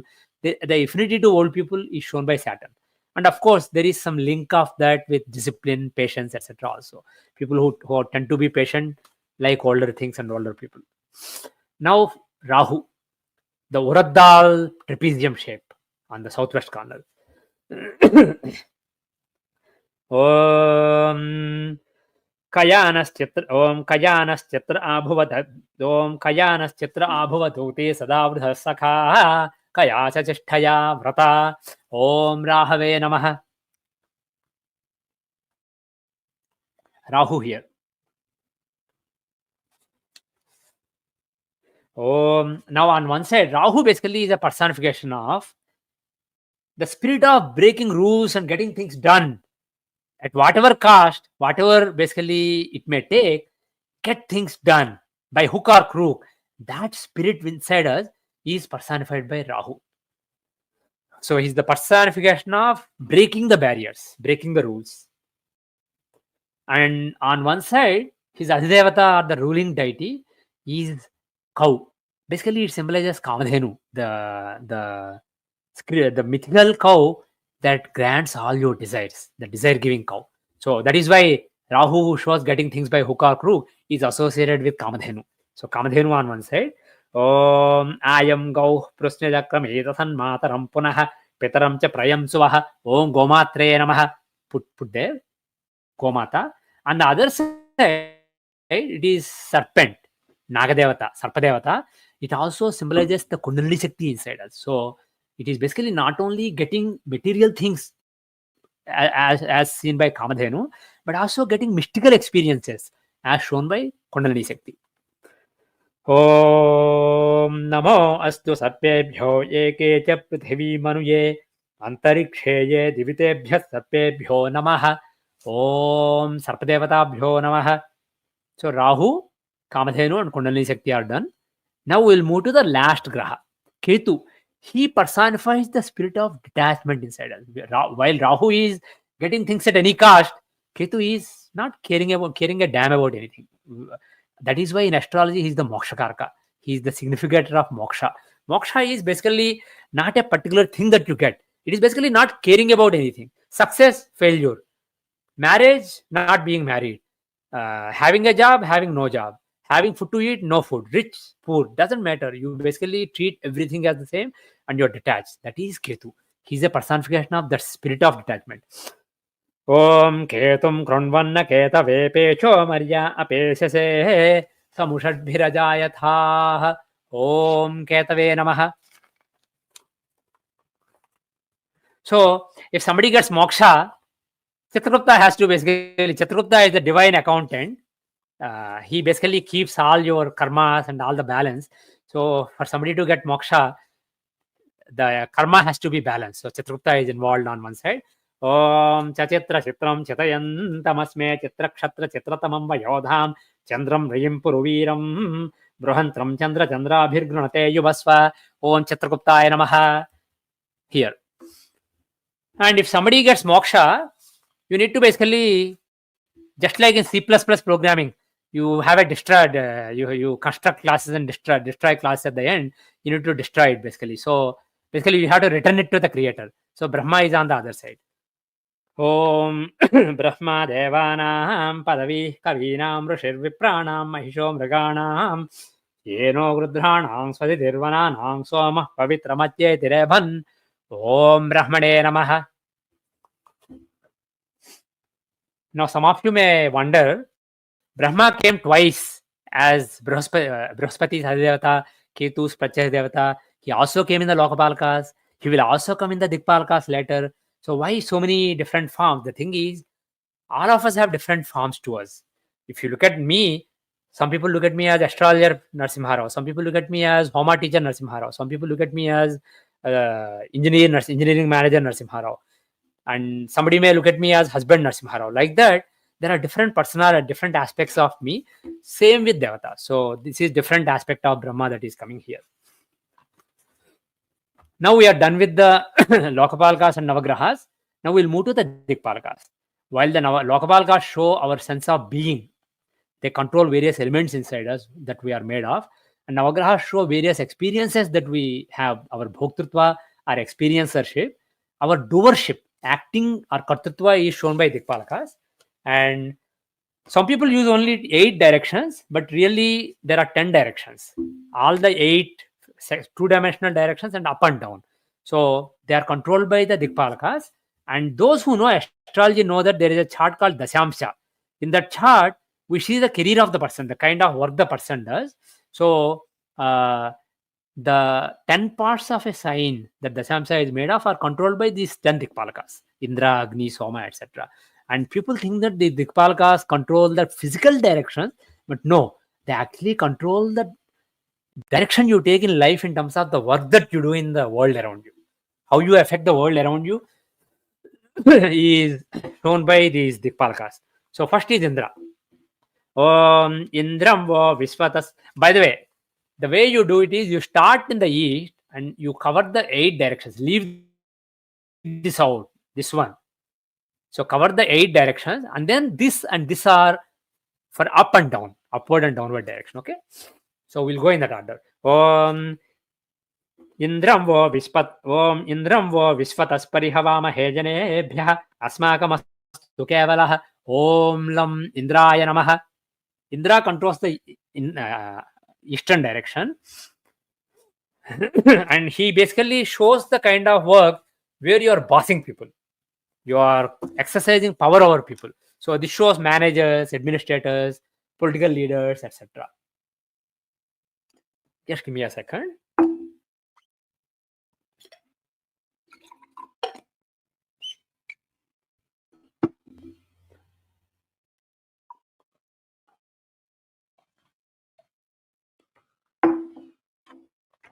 Now Agni. Agni controls the Agneya direction or southeastern direction. Om Agnim Dhotam Vrunimahe Hotaram Vishwavedasam Asya Yajnasya Sukratum Om Ram Agnaye Namaha. Agni controls any kind of work. He shows any work in the world where you are causing change, where you are transforming. So it may be, for example, engineers who are basically creating stuff from nothing. It may be programmers, engineers. It may be legislators, people who are creating something from something else. See, Agni, you take water and raw rice, you get cooked rice. So Agni is the transformer. So this is transformational work, creative and transformational work. Om Yamaya Somam Sunuta Yamaya Juhuta Havihi Yamam Hajagno Gachat Jagniduto Arankrata Om Mam Yamaya Namaha. Now in the southern direction, Yamadharma Raja. Again, as I said earlier, he is not the god of death and destruction. He is the god of maintaining order in the world, maintaining balance and order. Dharma Raja. So in terms of work, these are people who maintain order in the society around them. So police, law enforcement, that kind of work. And nowadays, because I'm in the software world, I see charts of software people who are into QA, quality assurance. They find bugs, they basically test things.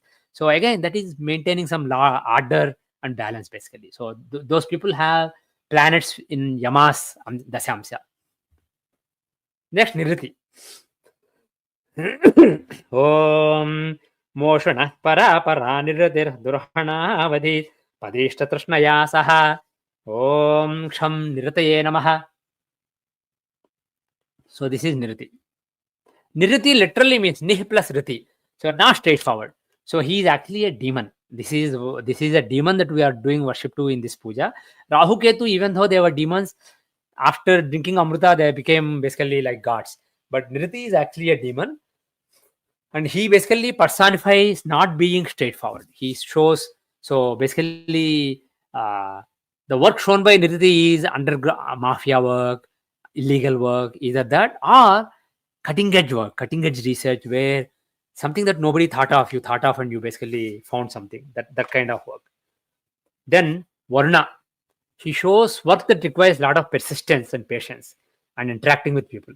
Om Yamam Me Varunashruti Hava Majjacha Nulaya Twama Vasyurachake Om Varunaya Namaha.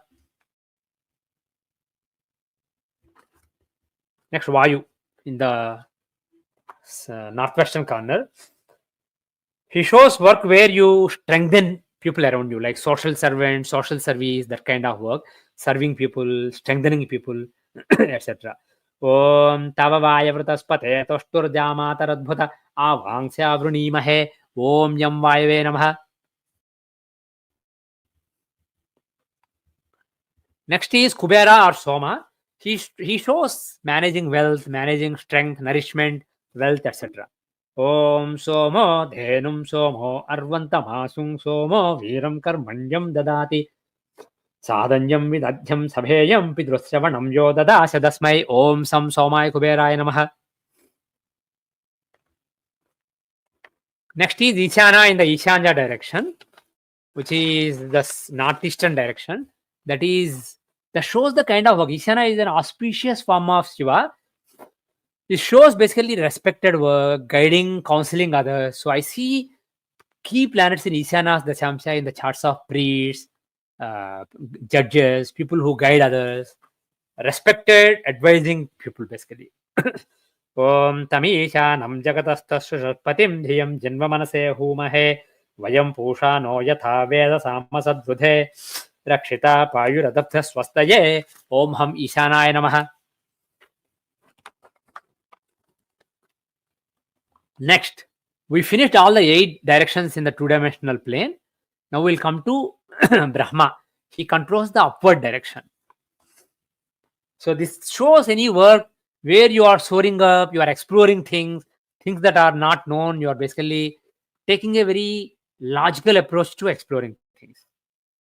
Om Brahma Devanam Padavi Kavinam Rishir Vipranam Mahisho Mruganam Cheno Grudranang Swadhitirvananang Soma Pavitramatye Direbhan Am Brahmane Namaha.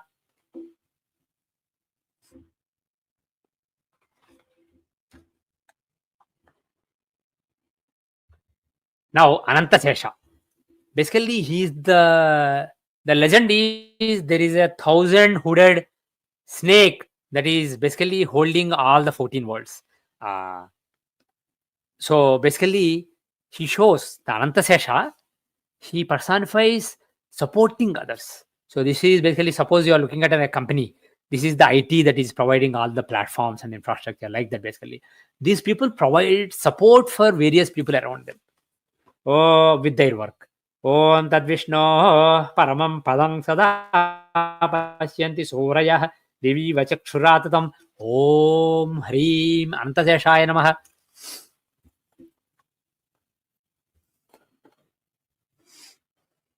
Now we will do a Shorshopachar Puja just like we did for Ganapati and Varuna. Same procedure. So I will explain less and I'll rush through the puja more.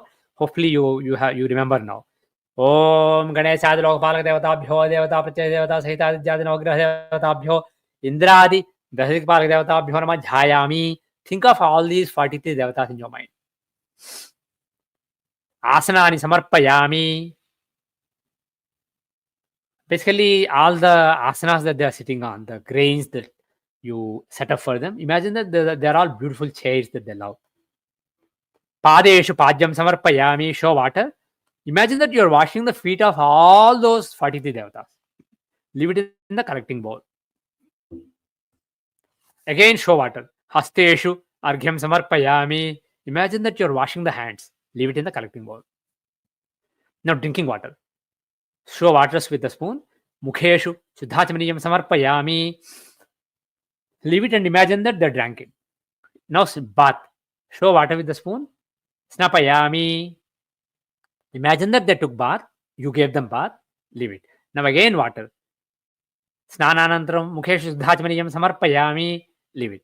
Imagine that you gave them drinking water after the bath. Vastra yugmani samarpayami or vastrani dharayami. This is not water, by the way, sorry. Flower petals are akshatas. Take and sprinkle generously around the pitham. You can't put one after the other on all the 43. Just sprinkle flower petals or akshatas across the pitha. And imagine that you are giving beautiful pairs of clothes to all the 43 devatas. Okay? Now, Yajnopavitas. Again, akshatas are flower petals. Yajnopavitani samarpayami.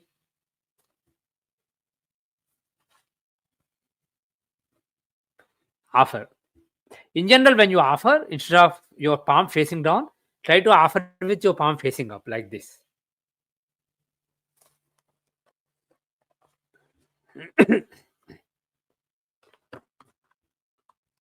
Divya Sri Chandram samarpayami. Take some sandalwood powder and sprinkle it. Or sandalwood paste and sprinkle it. Gandhasyopare alankaranartham akshadan samarpayami. Sprinkle akshadas. Now, abharanas. Abharanani samarpayami. Imagine that you are giving them all beautiful jewelry. Sprinkle akshadas.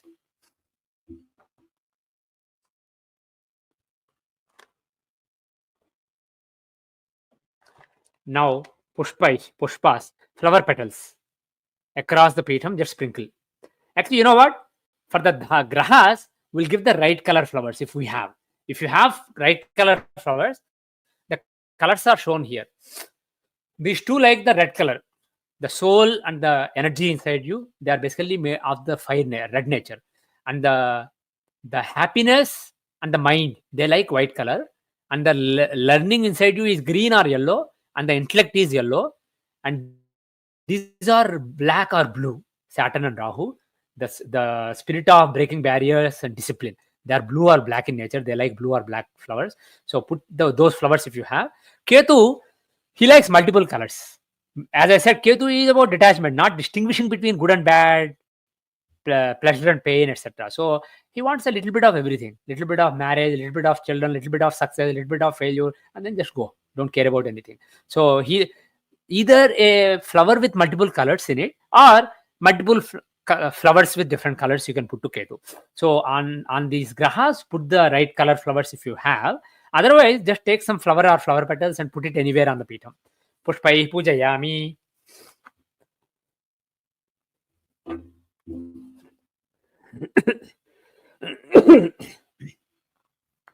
Also for Gandham, actually, there are prescribed Gandhas.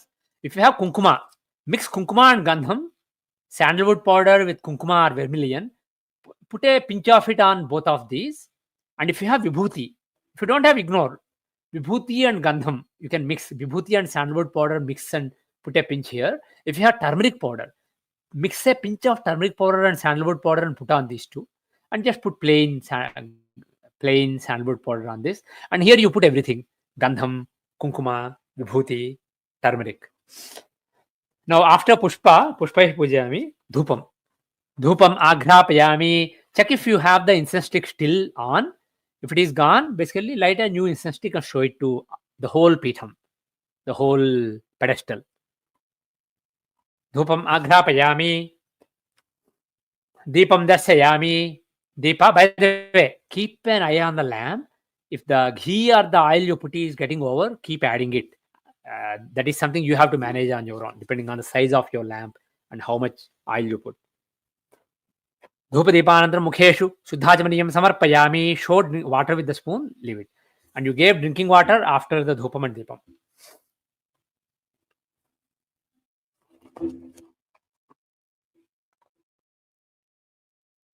Now Naivedyam. Take any fruit or fruits or nuts, anything you want to offer. And if you have kids or somebody, old people who are hungry, they can't wait till the puja is over, you can offer some food that you made. So put the food in front of the pitham. Imagine that the gods are eating it. Om Ganeshaya Lokapalaka Devatabhyo Adhidevata Pratyaya Devata Sahita Martandadi Nava Graha Devatabhyo Indradi Dikpalakas Devatabhyo Namah Naivedyam Samarpayami. Offer the Naivedyam. Now Tambulam. A fruit, a flower, a betel nut, and a coin, and akshatas. Dakshana Tambulam Samarpayami. If you have a betel leaf, you can put it on betel leaf and put otherwise you can just put as is. Dakshana Tambulam Samarpayami. Put it anywhere on the pitham. If you like a particular planet, like he's your Lagna Lord or something, you can, or you are running the dasa, you can put for that planet. Otherwise, you can put anywhere on the pitham. Dakshinathambulam samarpayami. Now the Nirajanam. Take a camphor piece, light it.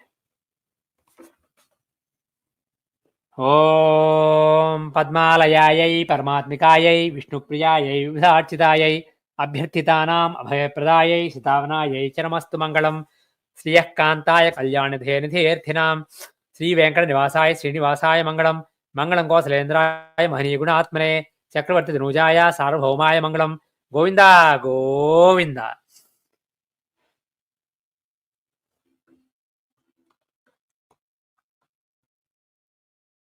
See, like they are doing now, Venu and Lakshmi are doing now. If you meant to offer some other Naivedyam and it's basically delayed, that's fine. You can now, while I am doing the other steps, you can show the Naivedyam and say in your mind, Naivedyam Samarpayami. And imagine that those 43 devatas, their ethereal bodies have tasted the ethereal essence of that food.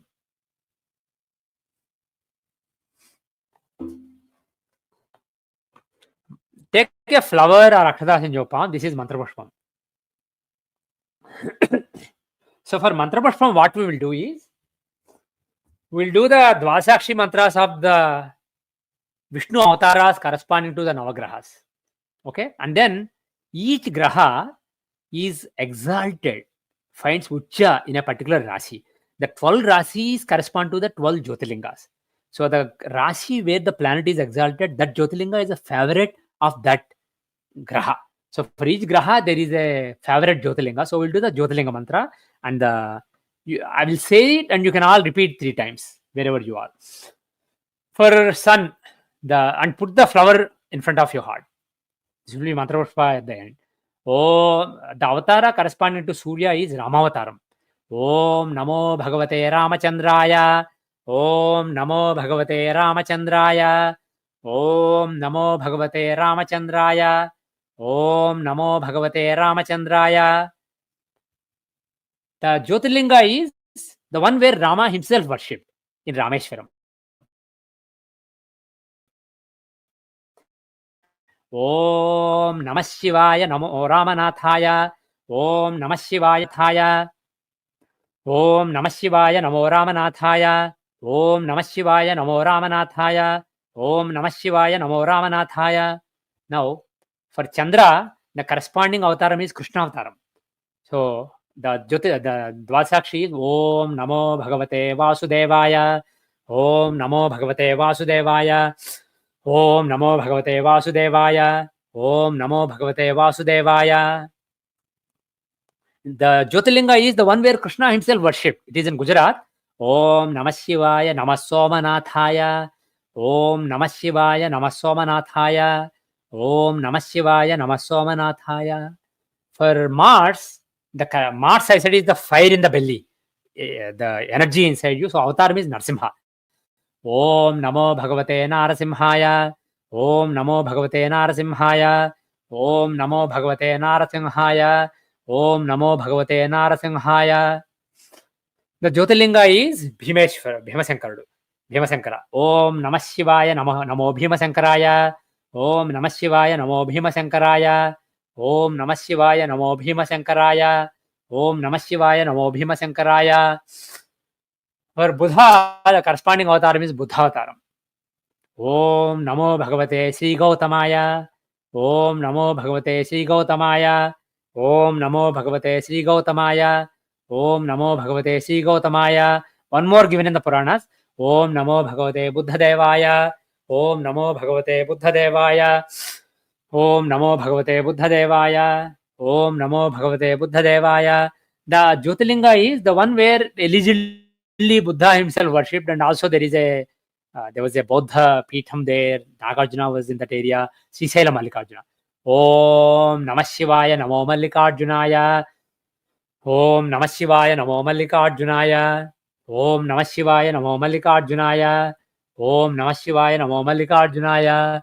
Om Namah Shivaya Namo Mallikarjunaya. Om Namah Shivaya Namo Mallikarjunaya.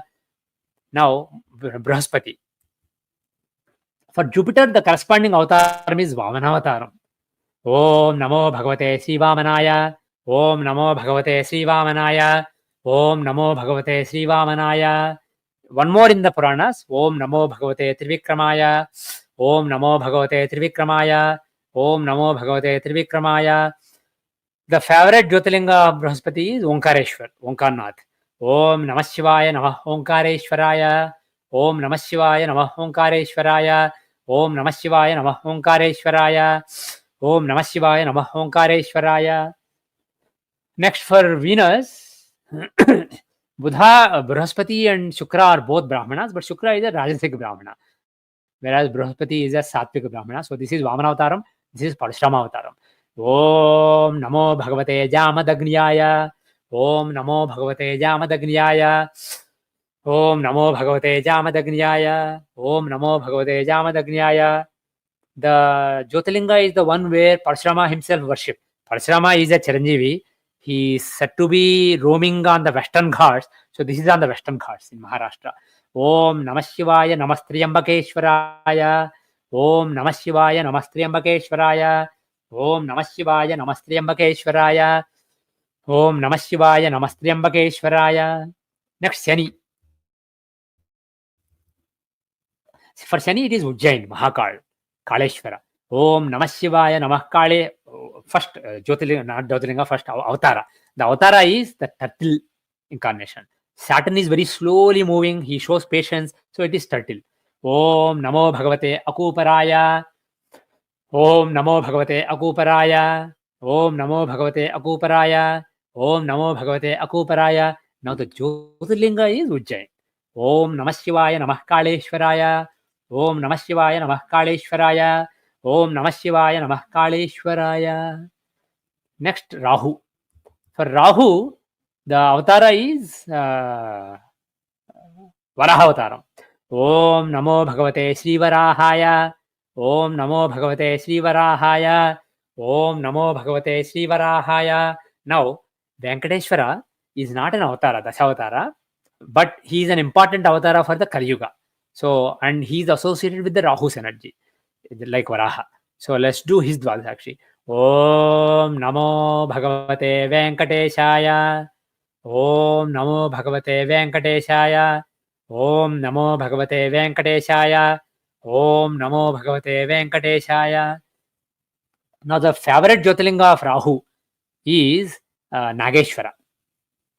If you remember, there was serpent on his side, and Rahu is said to be like serpent-like. Om Namah Shivaya Namo Nageshwaraya. Om Namah Shivaya Namo Nageshwaraya. Om Namah Shivaya Namo Nageshwaraya. Next, Ketu. I said Ketu is the significator of moksha. So Kachi Vishweshwara is the Jyotirlinga, and Matsya Avataram is the Vishnu's Avataram, Dashavataram. See, Matsya, the story is the Rakshasa was stealing the Veda, and then Vishnu took the form of a fish, and he was in the waters, so he basically saved the Veda from the demon. Veda is basically not a book. It symbolizes self-understanding, self-realization, understanding your true nature of being undivided self. And Rakshasa stealing it in the waters means in various desires, you lose that knowledge. And Matsyavatara saving that knowledge means you basically become liberated. That's why Matsya Avtaram is associated with Ketu and Moksha. Om Namo Bhagavate. Om Namo Bhagavate Matsya Devaya. Om Namo Bhagavate Matsya Devaya. Om Namo Bhagavate Matsya Devaya. Om Namo Bhagavate Matsya Devaya. There is one more in the Puranas. Om Namo Bhagavate Vedodharaya. Om Namo Bhagavate Vedodharaya. Om Namo Bhagavate Vedodharaya. Om Namo Bhagavate Vedodharaya. Now finally, the Jyotirlinga corresponding to Mokshakarka Ketu is Vishwanath, Kashi Vishwanath, Varanasi. Om Namah Shivaya Namo Vishwanathaya. Om Namah Shivaya Namo Vishwanathaya. Om Namah Shivaya Namo Vishwanathaya. Om Namah Shivaya Namo Vishwanathaya. Om Ganeshaya Lokapalaka Devatabhyo Devata Pratyaya Devata Sahita Aditya Nava Graha Devatabhyo Indradi Dasdik Balak Devatabhyo Suvarna Divya Mantra Pushpam Samarpayami. Offer the flower anywhere on the Pitham. The flower that was next to your heart, which imbibed the essence of the vibrations of all these mantras of various Vishnu avatars and Jyotirlingas.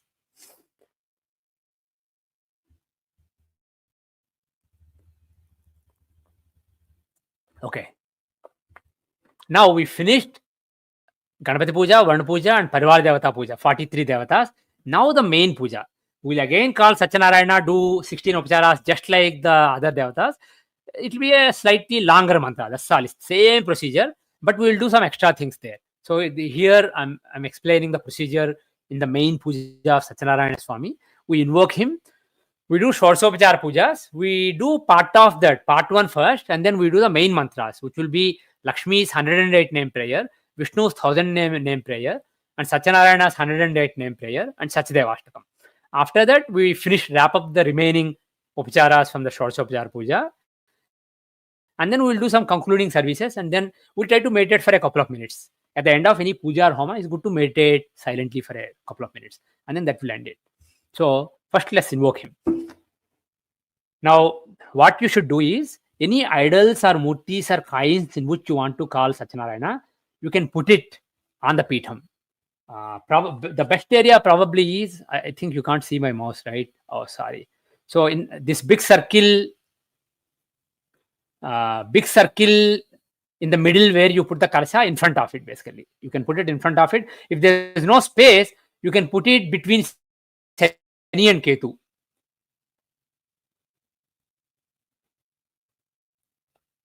Okay.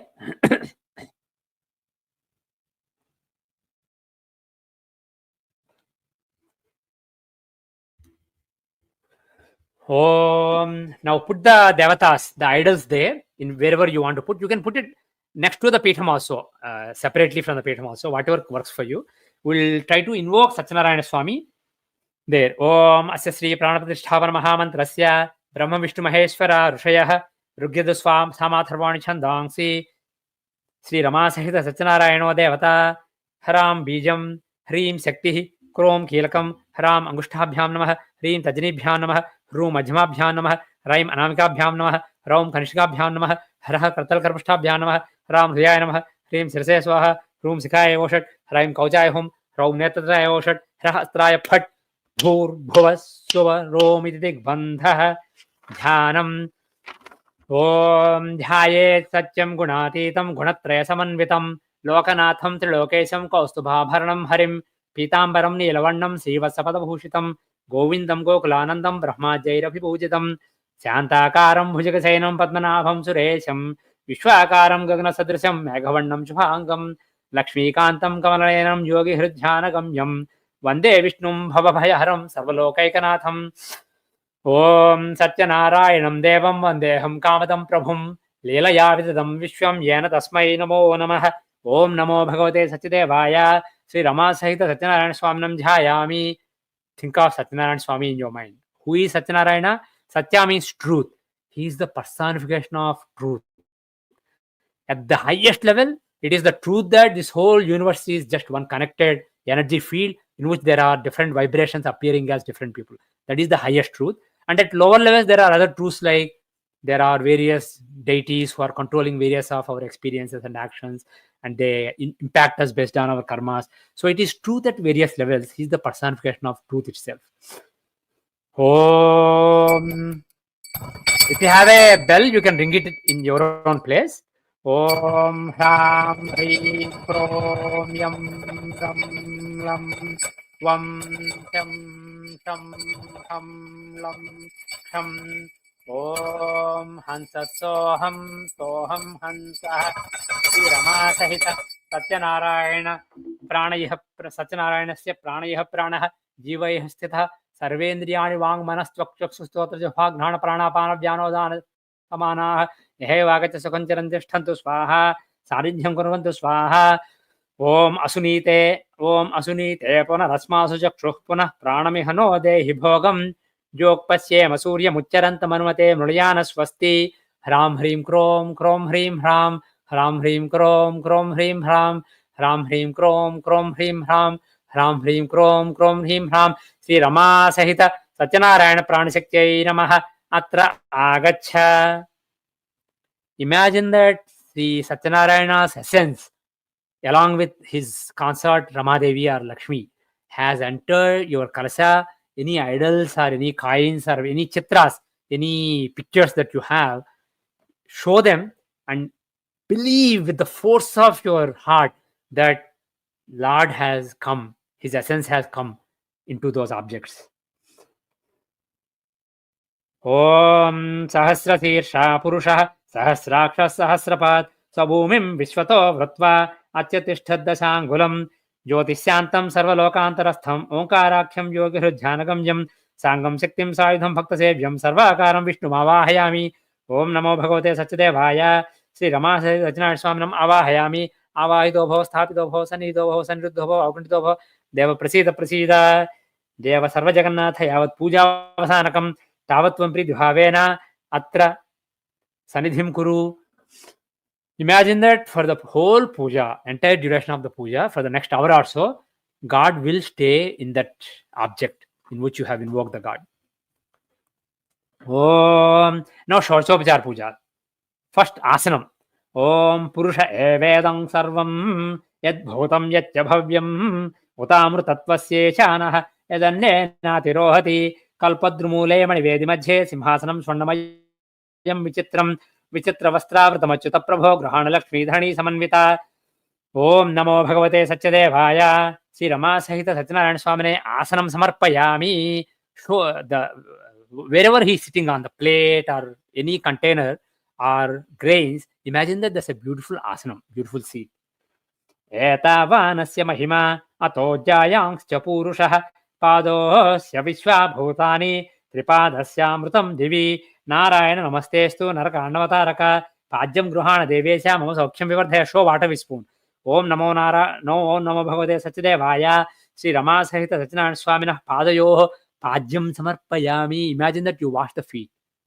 Leave it in the collecting bowl. Next, washing hands. Tripadordhva udait purushah padosyaha bhavat punah tato vishwam vyakramat sasananasane abhi vyakta vyakta swarupaya shrikapataye namah maya nivedito bhaktya herghyoyam pratigrahetam. Om namo bhagavate satyadevaya Sri Rama Sahita Satyanarayana Swaminah hastayoh adhyam samarpayami. Show water with spoon. Imagine that you are washing the hands. Leave it in the collecting bowl. Next, drinking water. Again, showing with the spoon. Om tasmad virana jayata virajo adhipurushah sajato atyarichyata paschad bhumi matho purah mandakinyastu yadvari sarvapapaharam shubham tadidam kalpitam deva samyagachamyatam vibho. Om namo bhagavate satyadevaya Sri Rama Sahita Satyanarayana Swaminah mukhe sudhachamaniyam samarpayami. Show water, leave it. Next, snanam. First show water and then we'll do Panchamrita Snanam. Om Yat Purushena Havisha Deva Yajnamatanvata Vasanto Asya Sidajam Grishma Yidma Saradhavi Tirthodakai Kanchana Kumbhasamsthai Suvasitai Devakrapara Sardrai Mayarpitam Snana Vidhim Gruhana Padabjanishchotanadi Pravaha. Show water. Om Namo Bhagavate Satyadevaya Sri Rama Sahita Satyanarayana Swaminam Snapayami. Leave it in the collecting bowl. Now we'll actually do Panchamrita Snanam. If you prepare the Panchamritas with milk, yogurt, honey, ghee, and sugar, as I mentioned in the instructions, you can use that to do Abhishekam now. You basically bathe God with drop by drop of that. So have a separate bowl or plate or something in which you put the idols or the coins in which you call God, not the kalsam. You don't do Abhishekam to kalsam. So take the coins or idols in a separate plate or bowl. Put it close to you, away from not on the pitham, but in front of the pitham, in front of you, outside of the pitham, in front of you, and put the bowl or whatever container in which you have the panchamrutam, the 5-ingredient nectar. Keep it very close so that it doesn't basically spill outside. With a spoon, take drop by drop. As I'll chant a couple of Vedic prayers, and while I chant, you basically pour drop by drop. What I will do is I'll do a Ganapatam of a simple Siva mantra from Namakam. I'll do Pushsuktam and I'll do Sri Suktam. That is, actually we'll do Durga Suktam also. Pushsuktam, Durga Suktam, Sri Suktam. So that is what I will chant. And while I am chanting those, you offer drop by drop. And if there are any other people around you, they can take turns. So the husband and wife who are performing can do first, and others you can leave the area. Others can come and sit there. They can do. So this will take like probably 10 minutes. So plan accordingly.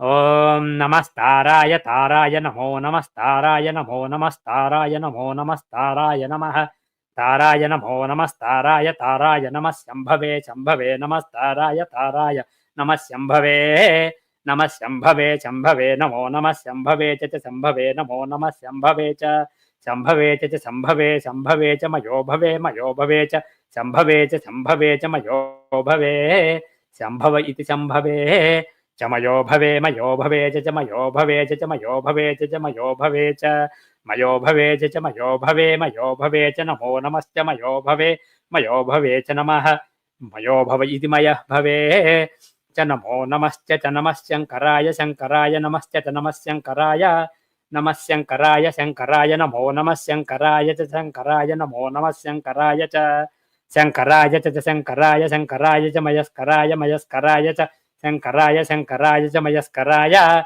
Sankaraya iti Sankaraya Cha Mayaskaraya Cha Mayaskaraya Cha Mayaskaraya Cha Mayaskaraya Cha Mayaskaraya Cha Mayaskaraya Cha Namo Namascha Mayaskaraya Cha Namaha Mayaskaraya iti Mayaskaraya Cha Namo Namascha Cha Namah Shivaya Namascha Cha Namah Shivaya Namah Shivaya Namo Namah Shivaya Cha Shivaya Namo Namah Shivaya Cha Shivaya Cha Shivaya Cha Shivataraya Cha Shivaya Cha Shivataraya. Now Panchakshi mantras khana. Om Namah Shivaya Namo Namah Shivaya Cha Shivaya Namo Namah Shivaya Cha Shivaya Cha Pushsuktam. So it will be another 6 minutes or so. You would keep dropping, pour Panchamrutam on the idols. And while you are doing it, imagine that, see, God is not only in the idol, but also inside you. As the idol is getting the essence of the Panchamrita, you are also getting the essence of it and you are becoming purer.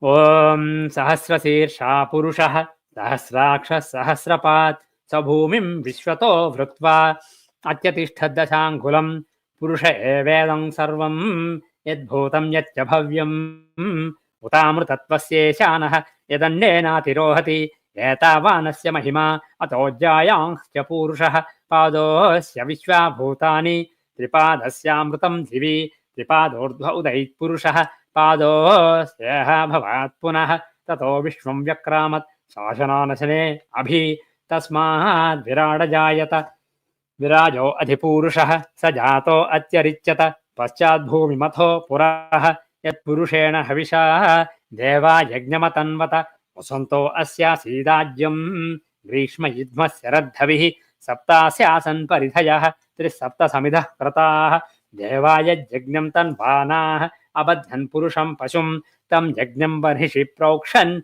Purusham Jatamagratah Tena Deva Ayajanta Sadhyarshayaschaye Tasmahat Yajna Sarvahutah Sambhrutam Prashadajyam Pashunstaschakre Yavyan Arandyan Gramyaschaye Tasmahat Yajna Sarvahutah Rajasamani Yagnire Chandangsi Yagnire Tasmahat Yajustasmad Ajayata Tasmadashva Ajayanta एकेचो भयादतः गावोह जग्निरे तस्मात् जात अजावयः यत्पुरुषं व्यदधुः कतिधा व्यकल्पयन् मुखं किमस्य कौ बाहु कामूरूपादा उच्येते ब्राह्मणोऽस्य मुखमासीत् बाहुराजञ्जः कृतः ऊरू तदस्य यद्वैश्यः पद्भ्यां शूद्रो अजायत चन्द्रमा मनसो जातः चक्षुः सूर्यो अजायत मुखादिन्द्रश्चाग्निश्च प्राणाद्वायुरजायत नाभ्या आसीदन्तरिक्षं शीर्ष्णोज्जौ समवर्तत पद्भ्यां भूमिर्दिशश्रोत्रात् तथा लोकान् अकल्पयन् वेदाहमेतं पुरुषं महान्तम् आदित्यवर्णं तमसस्तु पारे सर्वाणि रूपाणि विचित्य धीरः नामानि कृत्वाभिवदन् यदास्ते ध्याता पुरस्ताज्जमुदा जहार चक्रः प्रविद्वान् प्रजश्च तस्रः तमेवं विद्वान् अमृत इह भवति नान्यः पन्थः अयनाय विद्यते यज्ञेन यज्ञमयजन्त देवाः तानि धर्माणि प्रथमान्यासन् ते हनाकं महिमानः सचन्ते यत्र पूर्वे साध्याः सन्ति देवाः अभ्यसम्भूतः पृथिव्यैरसाच्च विश्वकर्मणः समवर्तताधि तस्य त्वष्टा विदधद्रूपमेति तत्पुरुषस्य विश्वमाजानमग्रे वेदाहमेतं पुरुषं महान्तम् आदित्यवर्णं तमसः परस्तात् तमेवं विद्वान् अमृत इह भवति नान्यः पन्था विद्यते यनाय प्रजापतिश्चरति गर्भे अन्तः अजायमानो बहुधा विजायते तस्य धीराः परिजानन्ति योनिं मरीचीनां पदमिच्छन्ति वेधसः यो देवेभ्यो आतपति यो देवानां पुरोहितः पूर्वो यो देवेभ्यो जातः नमो रुचाय ब्राह्मये रुजं ब्राह्मं जनयन्तः देवा अग्रे तदब्रुवन् यस्त्वैवं ब्राह्मणो विद्यात् तस्य देवा असन्वसे ह्रीश्चते लक्ष्मीश्च पत्यौ अहोरात्रे पार्श्वे नक्षत्राणि रूपम् अश्विनौ व्याप्तम् इष्टं मनिषाण अमुं मनिषाण सर्वं मनिषाण తెచ్చుకున్న water. Now will do Durga సూక్తం. రా చదువు. దుర్గా సూక్తం నౌ.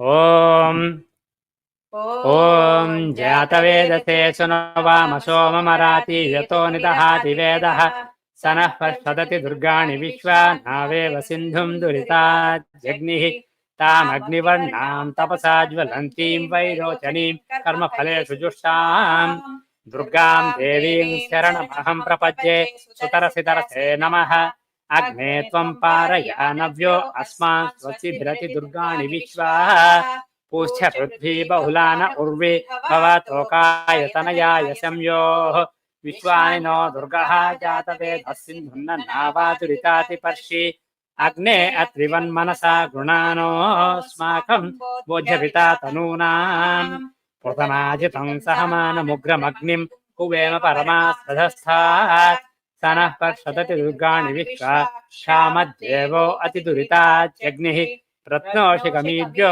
अध्वरेषु सनाच्यसोतानव्यश्च तत्सि स्वाञ्चाग्ने तनुवं पिप्रयस्वात्मभ्यं च सौभगमायजस्व गोभिर्जुष्टमयुजो निषिक्तं कवेन्द्र विष्णोरनुसञ्चरेम नाकस्य पृष्ठमविसंवसानो वैष्णवीं लोक इह मादयन्ताम् ॐ कात्यायन्यै च विद्महे कन्याकुमार्यै धीमहि तन्नो दुर्गा प्रचोदयात्. Before Sisuktam, we will also do Durga Sapta Shloki.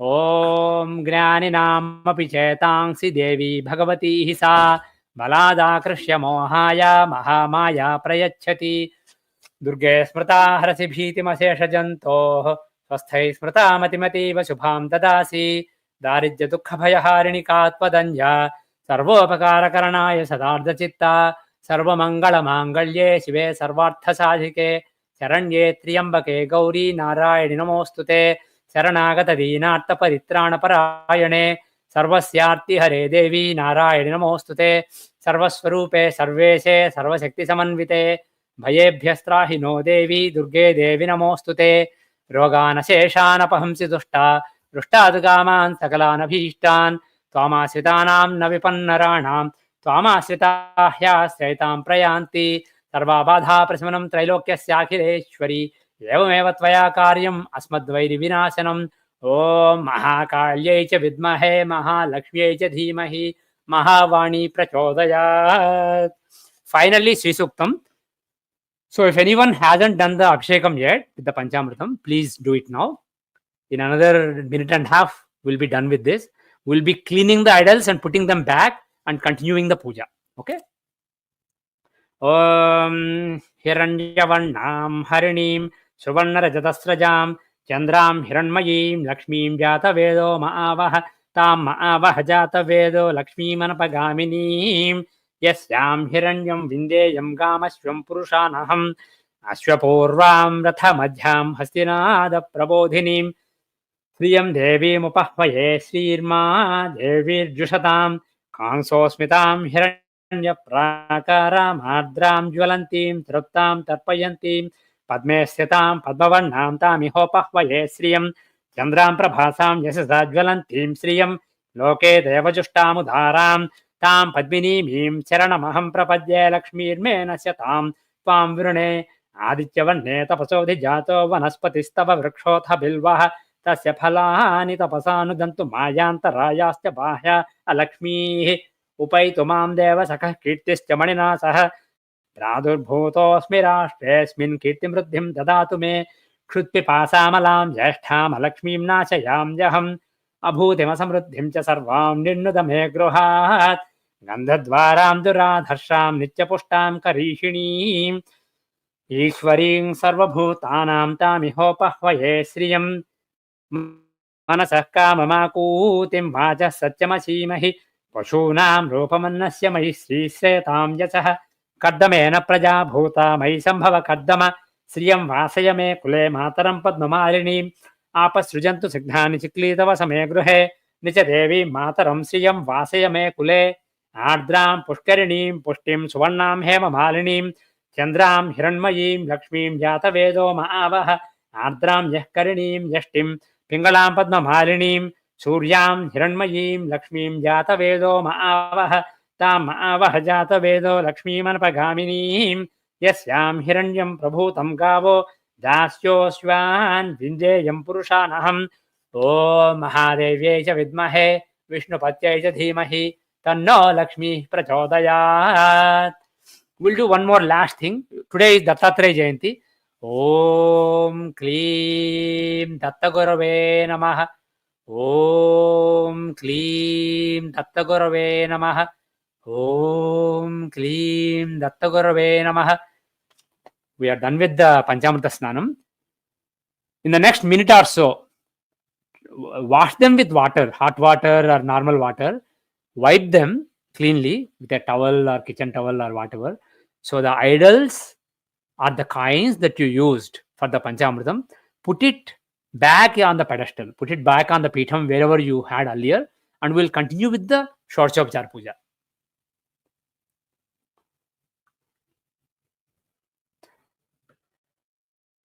I'll give a minute and please do it. And then we'll continue.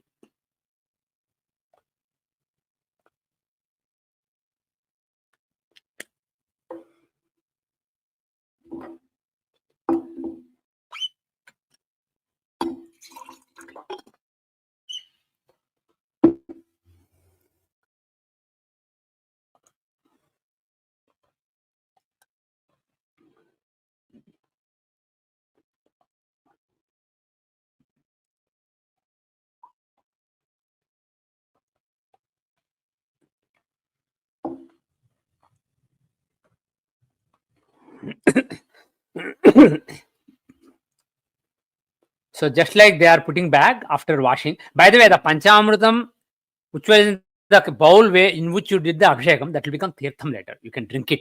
It's basically the blessing of the puja. Leave it aside. And all the water in the collecting bowl where you are showing water to God and leaving, basically the water of giving bath, washing hands, etc., that can be mixed in the Panchamritam and you can take it as Tirtham. You can drink it later. It will be tasty if you made it with the right proportions. So leave it aside. Put the idols back, wipe them, put a little bit of sandalwood powder and kunkuma or whatever on the idols. Oh, by the way, we have to do the plain snanam also. but that's okay. We'll just show it like other pujas. Okay, if everybody put it back, we'll resume. We have another half hour or slightly more of puja.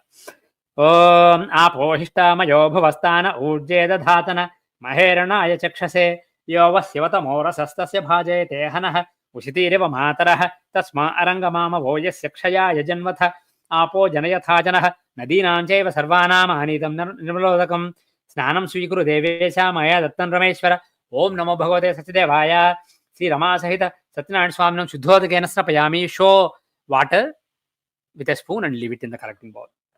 Snananantara mukhe shuddhachmaniyam samarpayami, show water again. Imagine that he drank it and put it in the collecting bowl. Now vastra, just like the other devatas, you give basically pair of clothes to Lakshmi and pair of clothes to Narayana. So you can just put flower petals or flowers or akshatas. Om saptasyasan paridhayah sapta samidah kartah devaya jagnam tanvanah abadhyan purusham pashum Veda Sukta Samayukte Yagya Samasamanvite Sarva Vanna Pradedeva Vasi Pratigrahatam Om Namo Bhagavate Satyadevaya Sri Rama Sahita Satyanarayana Swamine Vastrani Samarpayami. So flowers or flower petals or akshadas, put it on the idol. And if you actually made similar to vastras, people make small pads of cotton, you put it on the or at the feet of the idols. Now Yagnopavitam. Again, we will use flower petals or flowers or akshatas. If somebody actually made a Yagnopavitam with a cotton thread, you can basically put it on the idols. For Vishnu, it should be on the left shoulder. For Lakshmi, it should be on the right shoulders. In the old days, women used to wear, but basically the direction is opposite for the Yagnopavitam for women. It basically has to do with Ida and Pingala suppressing, etc. Tam Yajnam Barhishi Prokshan Purusham Jatamagrataha Tena Deva Ayajanta Sadhya Rushayaschaye Brahma Vishnu Maheshaischa Nirmitam Brahma Sutrakam Grahana Bhagavan Vishnu Sarveshta Phalado Bhava Om Namo Bhagavate Satyadevaya Sri Rama Sahita Satyanarayana Swamine Yagnopavitam Samarpayami. Put the Yagnopavitam or just flower petal on the idol, somewhere on the idol or next to the idol. Now sandalwood paste on the idols. Om tasmahat yajna sarvahutah sambrudam prashadajyam pashumasthaksyakreva yavyan aranjan gramyaschaye srikhandam chandanam divyam gandhajyam sumanoharam vilepanam sarasrestha prityartham pratigruhyatam. Om namo bhagavate satyadevaya Sri Rama Sahita Satyanarayana Swamine gandhandharayami gandhasyopala alankarnartham akshatan samarpayami. Put some sandalwood paste with your ring finger, right hand ring finger on the idol, anywhere on the idol, face or neck, hand, and then put it offer some akshatas. Next is jewelry. Again, you can just put flower or flower petal or akshatas, or if you actually have a real jewelry, you can basically take it from your body like a chain or ring or whatever. You put a drop of water on it, say Pundrikaksha, Pundrikaksha, Pundrikaksha, and then you can offer it. Om tasmat yajna sarvahutah ruchasamani jagnire chandansi jagnire tasmat yajustasmat ajayata hiranyahar keyura graive manikan kanaihi suharam bhushnayuktam gruhana purushottama. Om namo bhagavate satyadevaya Sri Rama Sahita Satyanarayana Swamine abharanani samarpayami. Imagine that you are decorating him with beautiful jewelry, him and her, Lakshmi and Narayana, Satyanarayana. Now flowers. Tasmadasva ajayanta yekecho bhayadatah gavoha jagnire tasmahat jata ajavayah mallikadi sugandhini malachadini vai prabho maya hridani pujartham pushpani pratigrahatam. Om namo bhagavate satyadevaya Sri Rama Sahita Satyanarayana Swaminam pushpaihi pujayami. Flower petals are flowers. Now Anga Puja, basically this is worshipping various body parts of Satyanarayana, various limbs. So there are different names for different limbs. I'll say the name and mention the limb. What you can do is akshadas or flowers or flower petals you can offer on the idol or kalasham. By the way, we have the god in the kalasham also, so you can offer to kalasham also. So, and one more thing is, suppose you have feet problems, you can meditate with this particular name corresponding to feet. Suppose you have heart problem, the name corresponding to heart, you can worship with it, you can meditate with it. and that also you can do later on. But now we'll just do once each name. For feet, Om Keshavaya Namah Pado Pujayami. Just offer akshadas. For ankles, Om Govindaya Namah Gulpho Pujayami. For shank, Om Indrapatiye Namah Janghe Pujayami. For knee, we are going from bottom to top. Knees, Om Anaghaya Namah Januni Pujayami. Thighs, Om Janardhanaya Namah Guru Pujayami. Hips, Om Vishnu Sevasaya Namah Katim Pujayami. Stomach area, Om Kukshisthagal Bhunaya Namah Uttaram Pujayami. Heart, chest, Om Lakshmi Vakshasthalalaya Namah Hridayam Pujayami. Hands and arms, Om Sankhachakra Gada Sangapanaya Namah Bahun Pujayami. Neck area, neck and throat, Om Kambukanthaya Namah Kantham Pujayami. Teeth and mouth in general, Om Kondakutmala Dantaya Namah Dantan Pujayami. Face, Om Punyend Nibhavaktraya Namah Vaktram Pujayami. Nose, Om Nasagra Moktikaya Namah Nasikam Pujayami. Basically nose and breathing system. Eyes and optical nerves, etc. Om Surya Chandragni Dharine Namah Netrani Pujayami. The crown of the head, Om Sahasranama Namah. Om Sahasranama Namah Sirah Pujayami. All limbs now. Om Sri Satyanarayana Swami Namah Sarvan Jangani Pujayami. Now we did the first part. So what we will do is, we will do a few prayers. Venu, are people ready there? I'll unmute you. So I will mute myself. I will try to meditate instead of chanting. And at Venu's house, some people will meditate, will chant. Unmute. Lakshmi,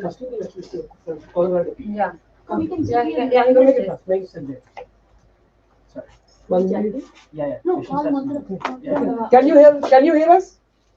Yeah, we can hear you. Venu and Lakshmi. Yeah. Just start with Prakritim Vikritim and Namaya Bhuvaneswaram. 14 verses for Lakshmi. And for Vishnu, no, the Pratna in the beginning, all that can be skipped. Start with Vishnu, Vishnu Vahatkaro and the 108 slokas. Vanavali Gadi Sangi. So you guys chant, I will be on mute. And everybody at home can chant along with them. Okay? Come. Yeah. Everyone come here. Where is Mother? No, Mudra is in there. Mudra Prabha is in there.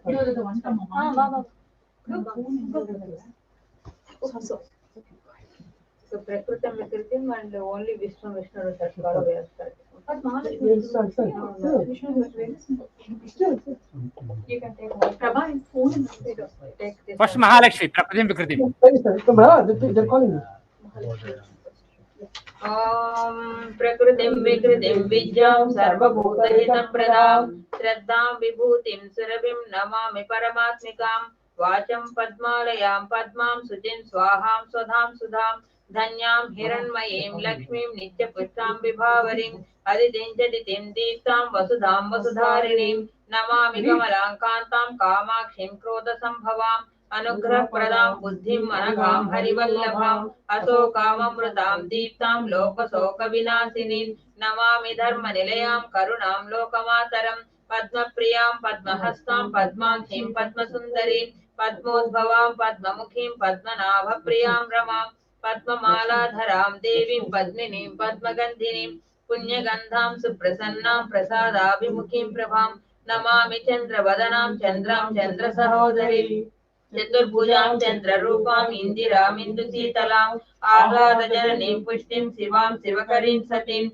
Vimalam Viswajananim Pushtim Darijjanasinim Priti Pushkaranim Santam Suklamalyambaram Sriyam Bhaskarim Bilva Nilayam Vararohami Seswanim Vasundhara Mudarangam Harinim Hemamalinim Dhanadhanya Karim Siddhim Srena Somyam Supapradam Rupavesagatanandam Varalakshmi Vasupradam Subham Hiranya Prakaram Samudra Tanayam Jayam Namami Mangalam Devim Vishnu Vakshastharastitam Vishnu Patnim Prasannakshim Narayana Samasritam Darijyatvam Sinim Devim Sarvopadrabhavarinim Navadurga Mahakalim Brahma Vishnu Sivatmikam Trikalajnana Sampannam Namami Bhuvaneshwarim Lakshmim Kshira Samudra Rajatanayam Srirangadhameshwarim दासीभूत समस्त देव वनितां लोकैक दीपांकुरां श्रीमन्मन्द कटाक्षरब्ध विभवत् ब्रह्मेन्द्र गंगाधरां त्वां त्रैलोक्यकुटुम्बिनीं सरसिजां वन्दे मुकुन्दप्रियां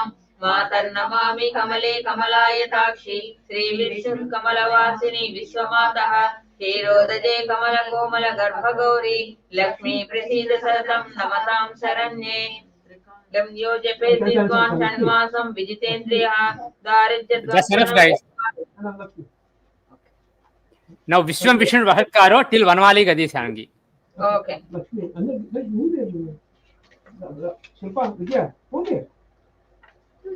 ॐ हरिः ॐ विश्वं विष्णुर्वषट्कारो भूतभव्यभवत्प्रभुः भूतकृद्भूतभृद्भावो भूतात्मा भूतभावनः भूतात्मा परमात्मा च भूतानां परमागतिः अव्ययः पुरुषः साक्षी क्षेत्रज्ञोऽक्षर एव च योगो योगविदां नेता प्रधानपुरुषेश्वरः नारसिंहवपुः श्रीमान् केशवः पुरुषोत्तमः सर्वशिवस्थाणुर्भूतादिर्निधिरव्ययः सम्भवो भावनो भर्ता प्रभवः प्रभुरीश्वरः स्वयंभू शम्भुरादित्य पुष्कराक्षो महास्वनः अनादिनिधनो दाता विधाता धातुरुत्तमः अप्रमेयो ऋषिकेश पद्मनाभोऽमरप्रभुः विश्वकर्मा मनुस्वष्टा सविरो ध्रुवः अग्राय शाश्वत कृष्णो लोहिताक्ष प्रदर्शनः प्रभूतश्रीकबुद्धाम पवित्रं मङ्गलं परम् ईशान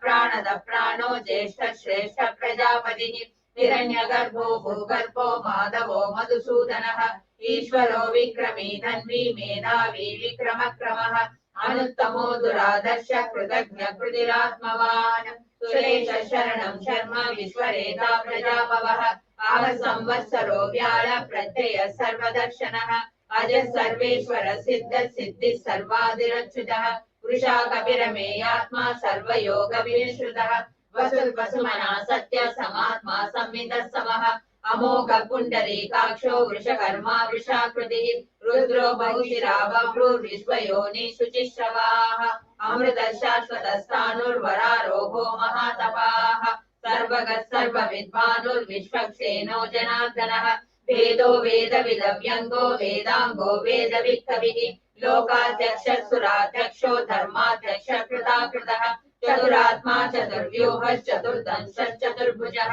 ब्राजिष्णुर्भोजनं भोक्ता सहिष्णुर्जगदादिजः अनघो विजयो जेता विश्वयोनिः पुनर्वसुः उपेन्द्रो वामन प्रांशुरमोघ शुचिरूर्जितः अतीन्द्र संग्रह सर्गो धृतात्मा नियमो यमः वेद्यो वैद्य सदा योगी वीरः माधवो मधुः अतीन्द्रियो महामायो महोत्साहो महाबलः महाबुद्धिर्महावीर्यो महाशक्तिर्महाद्युतिः अनिर्देशवपु श्रीमान् अमेयात्मा महाद्रिजुः महेश्वासो महीभर्ता श्रीनिवास सताङ्गतिः अनिरुद्ध सुरानन्दो गोविन्दो गोविदाम्बतिः मरीचिद्दमनो हंसः सुपर्णो भुजगोत्तमः हिरण्यनाभ सुतपः पद्मनाभ प्रजापतिः अमृतः सर्वदृक्सिंहा सन्धाता सन्धिमान् स्थिरः अजो दुर्मर्शनः शास्ता विश्रुतात्मा सुरारिः गुरुर्गुरुतमो धाम सत्य सत्य पराक्रमः निमिषो निमिषस्पृथ्वी वाचस्पतिरुदारधीः अग्रणी ग्रामणी श्रीमान् न्यायो नेता समीरणः सहस्रमूर्धा विश्वात्मा सहस्राक्ष सहस्रपाद आवर्तनो निवृद्धात्मा संवृतः सम्प्रमर्दनः आह संवर्तको वह्निरनिलो धरणीधरः सुप्रसाद प्रसन्नात्मा विश्वदुर्विश्वभुग्विभुः सत्कर्ता सत्कृत साधुर्जन्नुर्नारायणो नरः असङ्ख्येयो प्रमेयात्मा विशिष्ट शिष्टकृच्छुचिः सिद्धार्थ सिद्ध संकल्प सिद्धिद सिद्धिसाधनः वृषाणि वृषभो विष्णुर्वृषपर्वा वृषोदरः वर्धनो वर्धमानश्च विविक्त श्रुतिसागरः सुभुजो दुर्धरो वाग्मी महेन्द्रो वसुदो वसुः नैकरूपो बृहद्रूप शिविविष्ट प्रकाशनः ओजस्तेजो द्युतिधर प्रकाशात्मा प्रतापनः रुद्रस्पर्शाक्षरो मन्त्रश्चन्द्रांशुर्भास्करद्युतिः अमृतांशुद्भवो भानुः शशबिन्दुः सुरेश्वरः औषधं जगतस्येतु सत्यधर्म पराक्रमः भूतभव्य भवन्नाथ पवनः पावनो नलः कामः कामकृत्कान्तः काम कामप्रद प्रभुः युगादिगुरुयुगावर्तो नैकमायो महाशनः अदृश्यो व्यक्तरूपश्च सहस्रजिजनन्दजित् इष्टो विशिष्ट शिष्टेष्ट शिखण्डी नौषो वृषः क्रोधः क्रोधकृत्कर्ता विश्वबाहुर्महीधरः अच्युत प्रहित प्राण प्राणदो वासवानुजः अपानिधिरधिष्ठानम् अप्रमत्त प्रतिष्ठितः स्कन्दधरो दुर्यो वरदो वायुवाहनः वासुदेवो बृहद्भानुरादिदेव पुरन्दरः अशोकस्तारणस्तार शूर शौरी जनेश्वरः अनुकूल शतावर्त पद्मी पद्मनिवेक्षणः पद्मनाभो रविन्द्राक्ष पद्मगर्भ शरीरभृत् महर्निरुद्धो वृद्धात्मा महाक्षो गरुडध्वजः अतुलशरभो भीमः समयज्ञो हविर्हरिः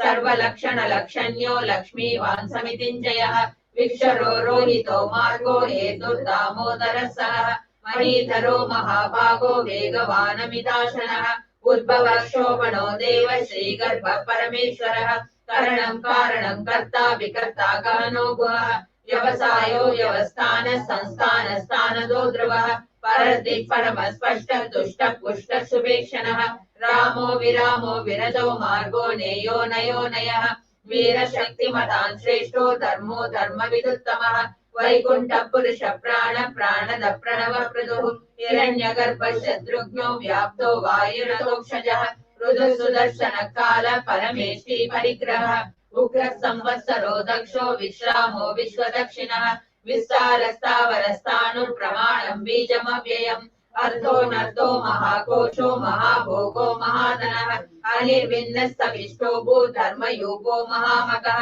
नक्षत्रलीवि नक्षत्री क्षमः श्यामः समीहनः यज्ञयुज्यो महेजश्च क्रतुः सत्रम् सदाङ्गतिः सर्वदर्शी विमुक्तात्मा सर्वज्ञो ज्ञानमुत्तमम् सुहृद सुमुख सूक्ष्म सुघोष सुगद सुहृद मनोहरोजित क्रोधो वीरबाहुर्विदारणः स्वामनः स्वशो व्यापी नैकात्मा नैककर्मकृत वत्सरो वत्सलो वत्सी रत्नगर्भो धनेश्वरः धर्मकृद्धर्मी सहस्रक्षरमक्षरम् अविज्ञाता सहस्रांशुर्विधाता कृतलक्षणः गभस्तिनी सत्त्वस्थः सिंहो भूतमहेश्वरः आदिदेवो महादेवो देवेशो देवगुरुः उत्तरो गोपतिर्गोक्ता ज्ञानगम्य पुरातनः शरीरभूतभृद्भोक्ता कवीन्द्रो भूरि दक्षिणः सोमभोर्नभः सोमः पुरिजित् पुरुषोत्तमः विनयो जय सत्यसन्तो दाशाः शाश्वताम् पतिः जीवो विनयिता साक्षी मुकुन्दो मितविक्रमः अम्बोनिधिरनन्तात्मा महोदधिशयोऽन्तकः अजो महास्वाभाव्यो जितामित्र प्रमोदनः आनन्दो नन्दनो नन्दः सत्यधर्मा त्रिविक्रमः महर्षि कपिलाचार्य कृतज्ञो मेदिनीपतिः त्रिपदधृतसाध्यक्षो महाशृङ्ग कृतान्तकृत महावराहो गोविन्द शुषेण कनकाङ्गली गुह्यो गभीरो गहनो गुप्तः शक्रगदाधरः वेदास्वाङ्गोजित कृष्णो दृढ सङ्कर्षणोच्युतः वरुणो वारुणो वृक्ष पुष्कराक्षो महामनाः भगवान् भगवानन्दी वनमाली हलायुधः आदित्यो ज्योतिरादित्य सहिष्णुर्गतिसत्तमः सुरन्वाकण्ठ परशुर्दारुणो द्रविणप्रदः दिवसिक् सर्वदृग्व्यासो वाचस्पतिरयो निजः त्रिसामासामगस्साम निर्वाणम् भेषजम् विशक सन्न्यासकृच्छमशान्तो निष्ठा शान्तिपरायणम् शुभाङ्ग शान्तिदस्रष्टा कुमुद कुवलेशयः गोहितो गोपतिर्गोप्ता वृषभाक्षो वृषप्रियः अनिवर्ती निवृत्तात्मा संक्षेप्ता क्षेमकृच्छिवः श्रीवत्सवक्षा श्रीवास श्रीपति श्रीमताम्बरः श्रीधर श्रीश श्रीनिवास श्रीनिधि श्रीविभावनः श्रीधर श्रीकर श्रेय श्रीमान् लोकत्रयाश्रयः स्वच्छ स्वङ्गसदानन्दो नन्दिर्ज्योतिर्गणेश्वरः विदितात्मा विधेयात्मा सत्कीर्तिच्छिन्न संशयः उदीर्न सर्वतश्चक्षुरनीश शाश्वतस्थिरः भूषयो भूषणो भूतिर्विशोक शोकनाशनः अर्चिष्मानर्चित कुम्भो विशुद्धात्मा विशोधनः अनिरुद्धो प्रतिरथ प्रद्युम्नो मितविक्रमः कालनेमिनिहावीर शौरी शूरजनेश्वरः त्रिलोकात्मा त्रिलोकेश केशव केशिहा हरिः कामदेव कामपाल कामी कान्तकृतागमः अनिर्देश वपुर्विष्णुर्वीरोऽनन्तो धनञ्जयः ब्रह्मण्यो ब्रह्मकृत् ब्रह्मा ब्रह्म ब्रह्म विवर्तनः ब्रह्मविद् ब्राह्मणो ब्रह्मी ब्रह्मज्ञो ब्राह्मणप्रियः महाक्रमो महाकर्मा महातेजा महोरगः महाक्रतुर्महायज्वा महायज्ञो महाहविः स्तव्यस्तव प्रिय स्तोत्रं स्तुति स्तोत्रारण प्रियः पूर्ण पूरयिता पुण्य पुण्य कीर्तिरनामयः मनोजवस्तीर्थकरो वसुरेधा वसुप्रदः वसुप्रदो वासुदेवो वसुर्वसुमना हविः सद्गति सत्कृति सत्ता सद्भूति सत्परायणः शूरसेनो यदुश्रेष्ठ सन्निवासः सुयामुनः भूता वासो वासुदेवः सर्वासु निलयो नरः दर्पः दर्पदो दृप्तो दुर्धरोतापराजितः विश्वमूर्तिर्महामूर्तिर्दीप्तमूर्तिरमूर्तिमान् अनेकमूर्तिरव्यक्तः शतमूर्तिशताननः एको नैकः सबकः किं यत्तत्पदमनुत्तमम् लोकबन्धुर्लोकनाथो माधवो भक्तवत्सलः सुवर्णवर्णो हेमाङ्गो वराङ्गश्चन्दनाङ्गदी वीरः विषमशून्यो कृताशीरशरशरः अमानीमानदो मान्यो लोकस्वामी त्रिलोककृत सुमेधा मेधजो धन्य सत्यमेधाधराधरः तेजो वृषो जुदिधरः सर्वशस्त्रभृताम्बरः प्रग्रहो निग्रहो व्यग्रो नैकशृङ्गो गदाग्रजः चतुर्मूर्तिश्चतुर्बाहुश्चतुर्व्यूहश्चतुर्गतिः चतुरात्मा चतुर्भावश्चतुर्वेदविदेकपात् समावर्तो निवृत्तात्मा दुर्जयो दुरतिक्रमः दुर्लभो दुर्गमो दुर्गो दुरावासो दुरारिहा शुभाङ्गो लोकसारङ्गः सुदन्तुस्तन्तुवर्धनः इन्द्रकर्मा महाकर्मा कृतकर्मा कृतागमः उद्भवः सुन्दरः सुन्दो रत्ननाभः सुलोचनः अर्को वाजसनः शृङ्गी जयन्तः सर्वविजयी सुवर्णबिन्दुरक्षोभ्य सर्वभागीश्वरेश्वरः महाह्रदो महाकर्तो महाभूतो महानिधिः कुमुदः कुन्दरः कुन्दः पर्जन्य पावनो निलः अमृतांशोऽमृतवपुः सर्वज्ञः सर्वतोमुखः सुलभः सुहृदः सिद्धः शत्रुजित् शत्रुतापनः न क्रोधो दुम्बरो स्वस्थः शाणूरान्ध्रविशूदनः सहस्रार्चि सप्तजिह्वा सप्तैधा सप्तवाहनः अमूर्तिरणघोषिन्त्यो भयकृद्भयनाशनः अनुग्रहकृतस्थूलो गुणपुर्निर्गुणो महान् अदृतस्वरस्वास्य प्राग्वंशो वंशवर्धनः भारवृत्कलितो योगी योगीश सर्वकामतः आश्रमश्रमणक्षामः सुपर्णो वायुवाहनः धनुर्धरो धनुर्वेदो दण्डो दमयितादमः अपराजितः सर्वसहो नियन्ता नियमो यमः सत्त्ववान् सात्विकः सत्यः सत्यधर्मपरायणः अभिप्राय प्रियारोह प्रियकृत्प्रीतिवर्धनः विहाय सकतिर्ज्योति सुरुचिर्भितभुग्विभुः रविर्विलोचनः सूर्य सवितारविलोचनः अनन्तो हृतभुग्भोक्ता सुखदो नैकदोग्रज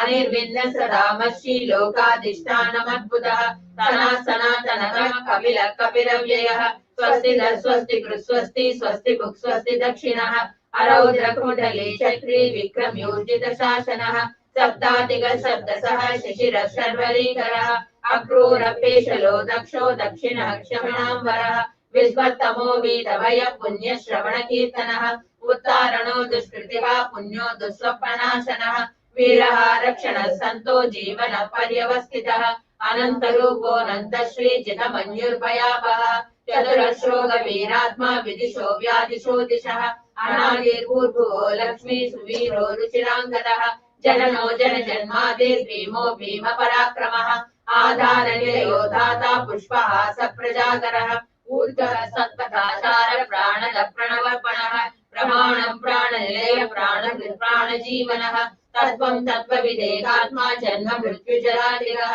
भूर्भुवः स्वस्तुष्कार सविता प्रपितामहः यज्ञो यज्ञपतिर्यज्वा यज्ञाङ्गो यज्ञवाहनः यज्ञभृत्यज्ञभृत्यग्नि यज्ञभुग्यज्ञसाधनः यज्ञान्तकृत्यज्ञगुह्यमन्नमन्नाद एव च आत्मयोनि स्वयं जातो वैखानः सामगायनः देवकीनन्दनः स्रष्टा शितीश पापनाशनः शङ्खबृन्नन्दकी चक्री शार्ङ्गधन्वागदाधरः रदाङ्गपाणिरक्षोभ्य सर्वप्रहरणायुधः श्रीसर्वप्रहरणायुधो नम इति वनमाली गदीशाङ्गी शङ्की चक्री च नन्दकी श्रीमान् नारायणो विष्णुर्वासुदेवोऽभिरक्षतु वनमाली गदीशाङ्गी शङ्की चक्री च नन्दकी श्रीमान् नारायणो विष्णुर्वासुदेवोऽभिरक्षतु वनमाली गदीशाङ्गी शङ्की चक्री च नन्दकी श्रीमान् नारायणो विष्णुर्वासुदेवोऽभिरक्षतु श्रीराम राम रामे श्रीराम राम रामेति रमे रामे मनोरमे सहस्रनाम तत्तुल्यं तत्तुल्यं राम नाम वरानने श्रीराम राम रामेति रमे रामे मनोरमे सहस्रनाम तत्तुल्यं राम नाम वरानने राम राम राम राम रमे रामे मनोरमे सहस्रनाम तत्तुल्यं राम नाम वरानने. Thank you. Shriram Ram Ram Shriram Ram Ram Shriram Ram Ram Shriram Ram Ram. Thank you all for chanting. Then the next part is Satyanarayana Ashtottara Sadanama Stotram, 108 name prayer of Satyanarayana Swami. So that I will chant, and I'm muting you again, Venu. So all of you, those who are doing at home, you can offer either akshatas or flowers or flower petals either to Kalasham or to the idols in which you have invoked Satyanarayana Swami. I will chant the Satyanarayana Swami 108 names. Om Narayanaaya Namaha. Om Naraya Namaha. Om Shauraye Namaha. Om Chakrapanaye Namaha. Om Janardhanaya Namaha. Om Vasudevaya Namaha. Om Jagadjonaye Namaha. Om Vamanaya Namaha. Om Gnanapanjaraya Namaha. Om Srivallabhaya Namaha. Om Jagannathaya Namaha. Om Chaturmurtaye Namaha. Om Vyomakeshaya Namaha. Om Rishikeshaya Namaha. Om Shankaraya Namaha. Om Gaudadhvajaya Namaha. Om Narasimhaya Namaha. Om Mahadevaya Namaha. Om Swayambhuve Namaha. Om Bhuvaneshwaraya Namaha. Om Sridharaya Namaha. Om Devakiputraya Namaha. Om Halayudhaya Namaha. Om Sahasrabahave Namaha. Om Avyaktaya Namaha. Om Sahasrakshaya Namaha. Om Aksharaya Namaha. Om Parthatharthaye Namaha. Om Achyutaya Namaha. Om Sankapanaye Namaha. Om Paranjyotishe Namaha. Om Atmajyotishe Namaha. Om Achanchalaya Namaha. Om Srivatsankaya Namaha. Om Akhiladharaya Namaha. Om Saralokapataye Namaha. Om Prabhave Namaha. Om Trivikramaya Namaha. Om Trikalagnanaya Namaha. Om Tridhamne Namaha. Om Karunakaraya Namaha. Om Sarvajnaya Namaha. Om Sarvagaya Namaha. Om Sarveshaya Namaha. Om Sarvasakshikaya Namaha. Om Haraye Namaha. Om Sangine Namaha. Om Haraye Namaha. Om Sheshaya Namaha. Om Petavase Namaha. Om Guhashriyaya Namaha. Om Vetagarbhaya Namaha. Om Vibhave Namaha. Om Vishnave Namaha. Om Ksharaya Namaha. Om Gajarignaya Namaha. Om Keshavaya Namaha. Om Keshamardhanaya Namaha. Om Kaidabharaye Namaha. Om Avidyaraye Namaha. Om Kamadaya Namaha. Om Kamalekshanaaya Namaha. Om Hansasatrave Namaha. Om Adharmasatrave Namaha. Om Kakusthaya Namaha. Om Khagavahanaya Namaha. Om Nilambuddhajyutaye Namaha. Om Nityaya Namaha. Om Nityataptaya Namaha. Om Nityanandadaya Namaha. Om Surajjakshaya Namaha. Om Nirvikalpaya Namaha. Om Niranjanaya Namaha. Om Brahmanyaya Namaha. Om Prithvinathaya Namaha. Om Nishkalankaya Namaha. Om Nirabhasaya Namaha. Om Nishprapanchaya Namaha. Om Niramayaya Namaha. Om Bhaktavasyaya Namaha. Om Mahodaraya Namaha. Om Srimate Namaha. Om Trailokyaphushanaya Namaha. Om Yagnamurtaye Namaha. Om Amayatmane Namaha. Om Varadaya Namaha. Om Vasavanujaya Namaha. Om Jitendriyaya Namaha. Om Jitakrodhaya Namaha. Om Samadrishtaye Namaha. Om Sanatanaya Namaha. Om Bhaktapriyaya Namaha. Om Jagatpujyaya Namaha. Om Paramatmane Namaha. Om Asurantakaya Namaha. Om Saralokanamantakaaya Namaha. Om Anantaya Namaha. Om Anantavikramaya Namaha. Om Mayadharaya Namaha. Om Niradharaya Namaha. Om Sarvadharaya Namaha. Om Dharadharaya Namaha. Om Punyakirtaye Namaha. Om Puratanaya Namaha. Om Trikalagnaya Namaha. Om Vishnurasya Namaha. Om Chaturbhujaya Namaha. Om Sri Satyanarayana Swamine Namaha. Now we will do Satyadevashtakam. Again, keep offering akshatas or flowers or flower petals on the idols or kalasham. Shri Satyaloka Paripalaka He Krupalo Devarshi Mauni Ganabhavita Sattvamurte Shvetambara Vrita Ramesha Rama Vilola Shri Satyadeva Mama Dehi Karavalambam Onkara Rupa Gunavajjita Vishwayone He Panchabhuta Paripalaka Loka Raksha Sampurna Chandra Samaye Samupasitavya Shri Satyadeva Mama Dehi Karavalambam Gauri Shivachyuta Ganesha Pitamahaischa Khetair Navaih Kratu Shatadi Digishwaraischa Devai Sada Sahita Shashvata Loka Puja Shri Satyadeva Mama Dehi Karavalambam Adyanta Vajjita Surachita Pada Padma Shri Khanda Chachita Suvarchita Shobhananga Shri Pundramandita Lalata Virat Swarupa Shri Satyadeva Mama Dehi Karavalambam Shri Matsya Kurma Dharani Dhara Narasimha Shri Vamanesha Jamadagni Jarama Chandra Shri Krishna Rupa Dhara Achyuta Vishnu Murte Shri Satyadeva Mama Dehi Karavalambam Kshirabdhija Priya Manohara Veshadharin दीनार्तिच्छेदकरमोद सौभाग्यदायिन् भक्ताघनाशकलिपाश विमोचकारिन् श्रीसत्यदेव मम देहि करावलम्बं कामं च क्रोधमदमात्सरलोभमोहान् घोरारिषट्कविततिं परिमर्दय त्वं सत्वं च शान्तिमतुजं विनयं च देहि श्रीसत्यदेव मम देहि करावलम्बं मध्वाजिमूर्ध्निहृद्वासय सच्चरूप लक्ष्म्या च देवततिभिः सह त्रैगुणात्मन् सत्येन दिव्यसुधया भरितोत्तमाङ्ग श्रीसत्यदेव मम देहि करावलम्बं सत्यदेवाष्टकं स्तोत्रं भक्त्या पठति यो नरः तस्य पापानि नश्यन्तु सत्यदेव प्रसादतः. Now we will do the katha, the story of the Satyanarayana Puja. We will do that puja, and after that we will wrap up the dhupam dipam naivedyam and then some concluding services, and we will finish the puja. Sorry to those who are in India, this is getting late, so we are running a bit late. So for the katha, we will do in a very short form. Everybody take some akshatas and keep them in your palms while you listen to the katha. I'll briefly tell the katha and then I'll try to explain the inner meaning of that also. Om Ekadanaimi Sharanje Roshayasyaunakadayah Papracharagadam Sarve Sotam Pauranikam Khalu. Long back in the forest of Naimisha, sages Shaunaka and others came to Suta, who is a disciple of Vyasa Maharshi, and asked him, "Oh, Shaunaka, human beings are suffering from so many problems, so many difficulties in Kali Yuga. What is a simple solution to their problems? Please tell us." And then Suta told them, "Oh, Shaunaka and other great sages, for the benefit of the world, you have asked a very good question. The same question was posed to Sriman Narayana, Lord Mahavishnu, by Narada long back. So whatever Vishnu told Narada, I'm going to repeat the same thing to you." So he said, when Narada asked this to Vishnu, Vishnu told him the ritual of Lord Satyanarayana. In the beginning, you worship Ganesha, then in a Kalasha, you worship Varuna, then you worship the Lokapalakas and Nava Grahas along with Adhidevatas and Pratyadevatas, and then you worship the Dikpalakas, and then you worship Satyanarayana along with Rama.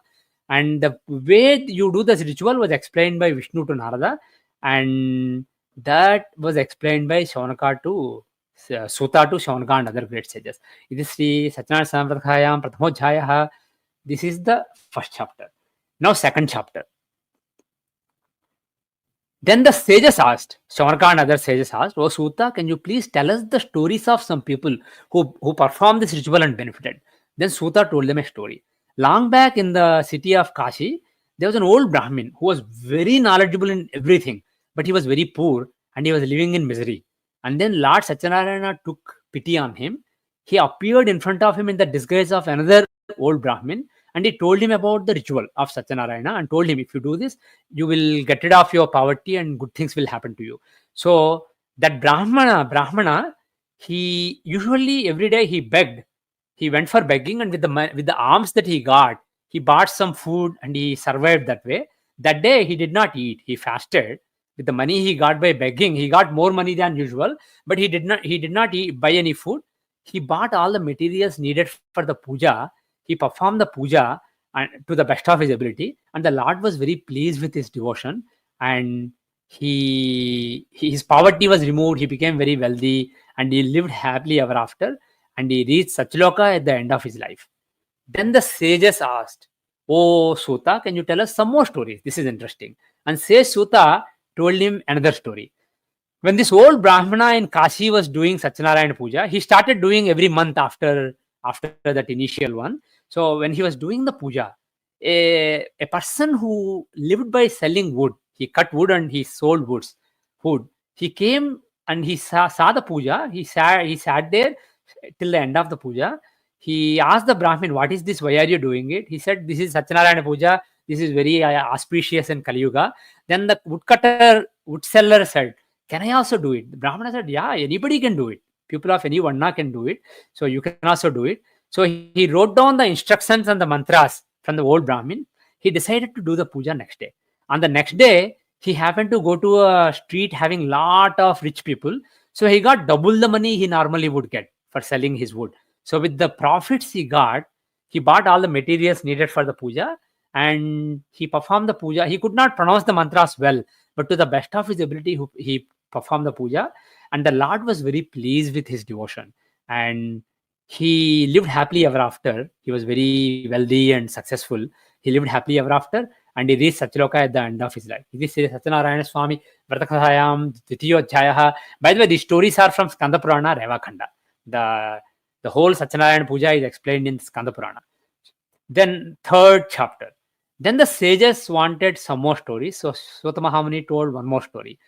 There was on the banks of Bhadrasila River, a king called Tungadhvaja was doing this ritual, and a businessman called Sadhu came there. He saw the ritual. He took the prasadam from the king and asked, "Oh king, you have everything one can imagine. Why are you doing this puja? Why do you need to do pujas?" He said, "I'm doing it for my spiritual liberation, as well as I don't have a child, even though I have everything. So I want to get a child, so I'm doing the puja." And then the businessman said, Sadhu thought to himself, "Oh, I also don't have a child. We've been trying for many years. Maybe I should do this puja." So being a businessman, he did not do the puja and ask for a child. He said, "Give me a child and then I'll do the puja." So 1 year later, his wife Lilavati gave birth to a beautiful young daughter called Kalavati. And he did not do the ritual. He forgot about it.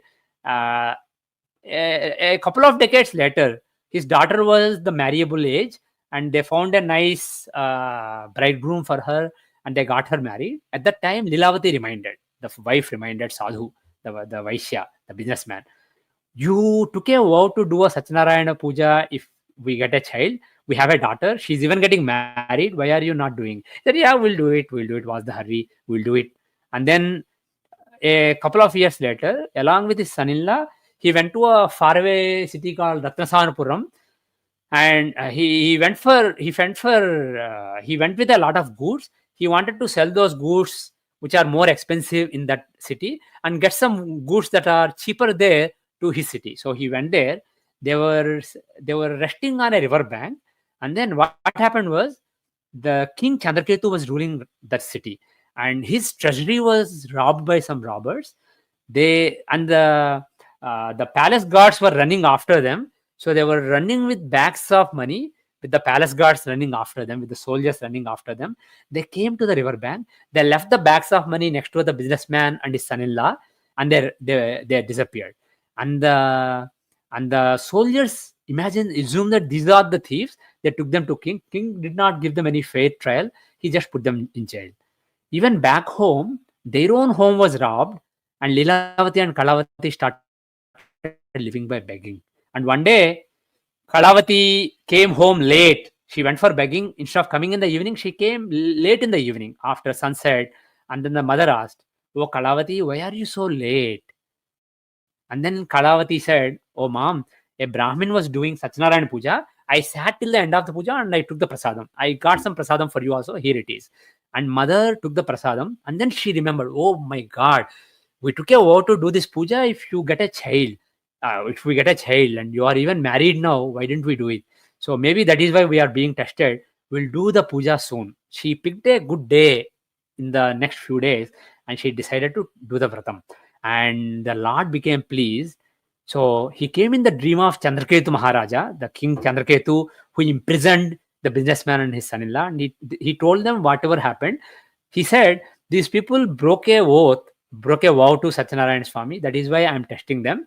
You can release them." And the king told this story to everybody, his dream to everybody in his court next morning. And he released the businessman and his son-in-law, gave them a lot of money. And he told them, "Lord Satyanarayana is testing you. You guys should basically get your act right." And then he released them. This is Satyanarayana Puja, Atha Panchamochaya, now fourth chapter. Then the businessman and his son-in-law were coming back to their town. On the way, they stopped in a village, and an ascetic came to them and asked them, "What is in that boat that you parked there? You anchored there?"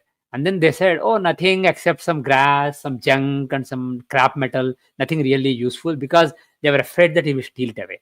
And then this ascetic said, "So be it," and he left. And then when they went back to the boat, they were shocked to see that it was all really crap, junk, etc. And then the businessman's son-in-law said, "Oh, father-in-law, you You basically fooled around with an ascetic, with a powerful ascetic. So that is why this happened. Let's go back to him and fall at his feet. They fell at the feet of the ascetic and asked him. He said, "You should never insult learned men, wise men, and also God. You guys are, by the way, you guys are being tested by Satyanarayana. You took a vow and you broke it for many years. There will be a lot of tests for you." And then he did. All your stuff will be restored. Don't worry. And he went away. And then when they went back, their boat was back to normal. And then they reached their town in a few hours. And then at the time when they reached, at the same time, Kalavati and Lilavati were performing Satyanarayana Vratam on the river bank. And the puja was finished, but before taking the prasadam, there was a boat coming from distance on the waters, and Kalavati recognized it as her father and husband's boat. So she was excited and she basically ran towards it without taking the prasadam, without finishing the puja and taking prasadam. And then it appeared like the boat had sunk in the water. And then she was very sad, and a voice told her, "You haven't taken the prasadam. Go back, take the prasadam, and finish the puja, and then everything will be fine." She took the prasadam, and then she realized that it was an illusion that the boat had sunk. And a few minutes later, the boat came to the river bank along with her husband and father, and they told the father, they told the sadhu, the Vaishya, all that happened, and he regretted his decision to not do the puja for so many years, and he basically started doing Satyanarayana Puja on every Purnima day, full moon day, and every Sankranti day, every solar ingress day, when sun changes sign. And by the way, today is a day when both are occurring. So he did twice every month for the rest of his life, which means basically he returned with interest, basically, his vow. So, and he lived happily ever after. And at the end of his life, he reached Satyaloka. This is Satyanarayana Tritiyo Chaturthadhyaya Samaptaha. Now the final chapter, fourth chapter, and a few words on the inner meaning of these stories. See, first of all, the first story is of the Brahmana in Kashi, a learned Brahmana. Second story is of a woodcutter, presumably a Shudra. And the third is of a Vaishya, a businessman. And the next story is going to be of a king, a Kshatriya. So the lesson here is people of any Varna can do this ritual. And second thing is, Varna is used very rigidly these days. Varna is not Jati. Jati means by birth. So it is so-called caste. But Varna literally means color. It is the color of your mind. It is your aptitude and attitude.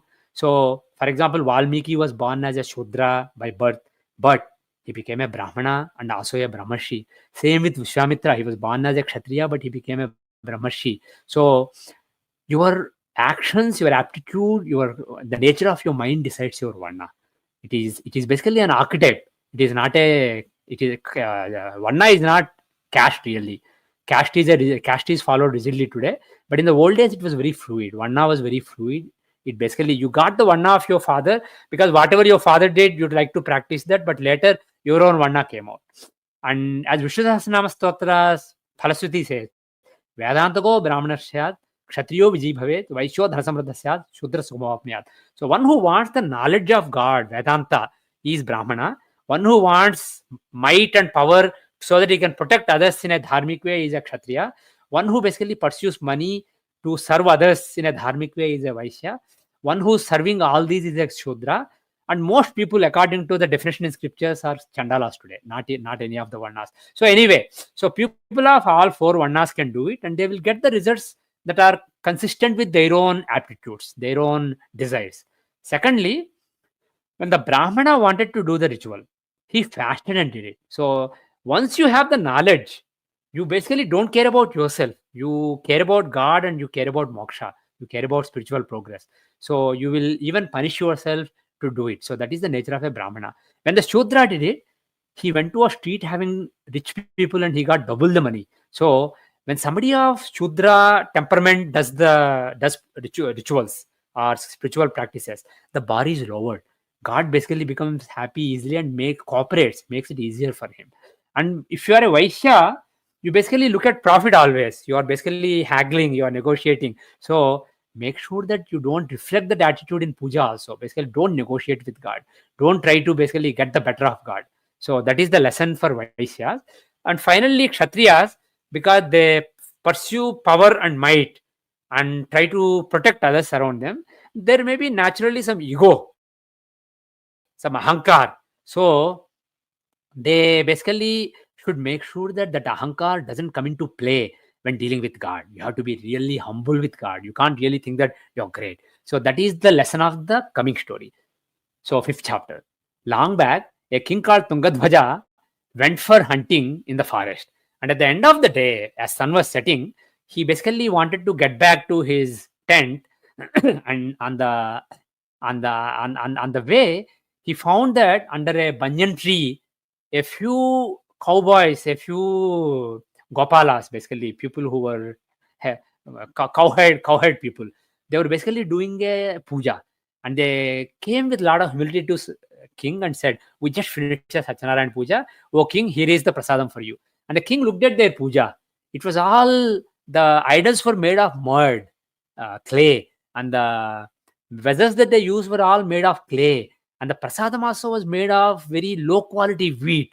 And he said, what is this? This is all very, it is all very, this is not good enough. I'm a king. I have all silver and gold idols, vessels, etc. in my palace. This is all nonsense. He threw the prasadam on the ground and he left.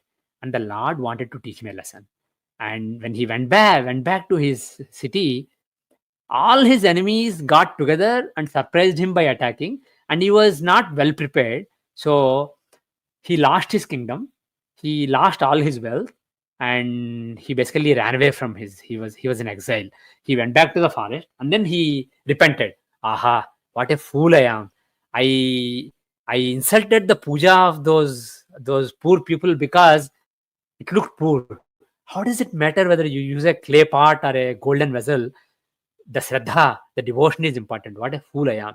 So he went, he searched for them, he sat with them using their materials. He did a puja again along with them. He took the prasadam that they made with their low quality wheat, and he basically consumed that. And he went back to his city. He collected his loyal soldiers and he basically attacked his enemies. This time they were unprepared. So he won the battle. He got back his kingdom, and he got back all his wealth. He lived happily ever after, and at the end of his life, he reached Satyaloka. So, says Suta told Shaunaka and other sages, O Shaunaka and other sages, by doing which ritual, or by watching which ritual, or by listening to which puja, human beings can get rid of their strifes in Kali Yuga instantaneously. I have told you about that ritual of Satyadeva. So, in Kali Yuga, may human beings perform this Satyanarayana Puja or watch or listen to it and benefit accordingly. That spake, says Suta to sages Shaunaka and others. Kathayam shruniyadyastu pasyedva vratamattamam tasya nasyantu papani satyadeva prasadata. This is Skanda Pranayama Reva Khande Satyanarayana Swami Vrata Samapta. Now, the akshadas that you held in your hands while you listen to the story, which imbibe the vibrations from the story, the vibrations in your mind from listening to the story, you basically offer 1/3 on the idol or kalasham, 1/3 to God, roughly. Don't count the number of grains. 1/3 to God, 1/3 after that, 1/3 put on yourself, on your head as a blessing, and remaining 1/3 you put it on somebody else who you want to bless, like a child or somebody. Otherwise, you put on yourself. Okay? And then we'll continue. Somebody said they're in Japan and it's 2:30 a.m. My God. In the comments.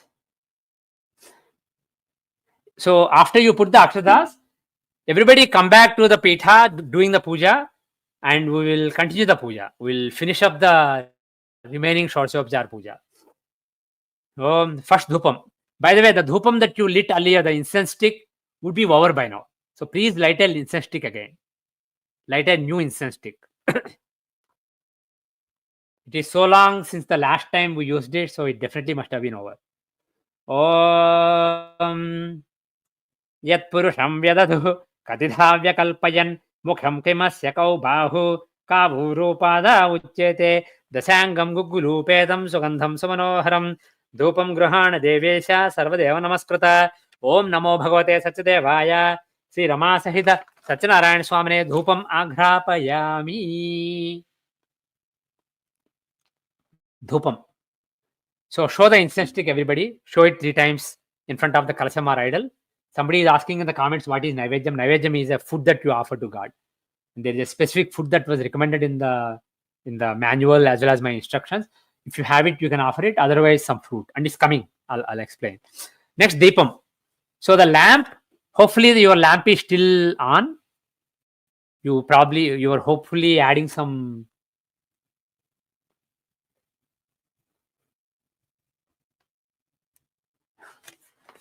Somebody asked a beautiful question. Now Satyanarayana Puja, Kathas are part of the Puja. The people in the Kathas, how did they perform it? Did they read their own stories? So obviously these things are added on later. The main thing about the puja is the षोडशोपचार puja to Satyanarayana and Parivara devatas, Ganesha, Varuna, etc. These are all basically secondary. Some people just do the Katha, which is also good, but the real thing is doing the puja, the upcharas to the devata. Very interesting question. Now Deepam. Om Brahmano Syamukhamasит Bahurajanja Pratah Uru Tadasya Yadvaishyah Padbhyang Shudro Ajayata Ghृतत्रिवर्ति संयुक्तं वह्निना योजितं प्रियं दीपं गृहाण देवेश त्रैलोक्यतिमिरापहं ओम नमो भगवते सत्यदेवाय श्री रमा सहित सत्यनारायण स्वामी दीपं दर्शयामि. Now show the lamp to Satyanarayana Swami using either of the 2 ways that I mentioned earlier. Same. Now show water with spoon and leave it in the collecting bowl. Dhupadipanantaram mukhe shuddhajamaniyam samarpayami.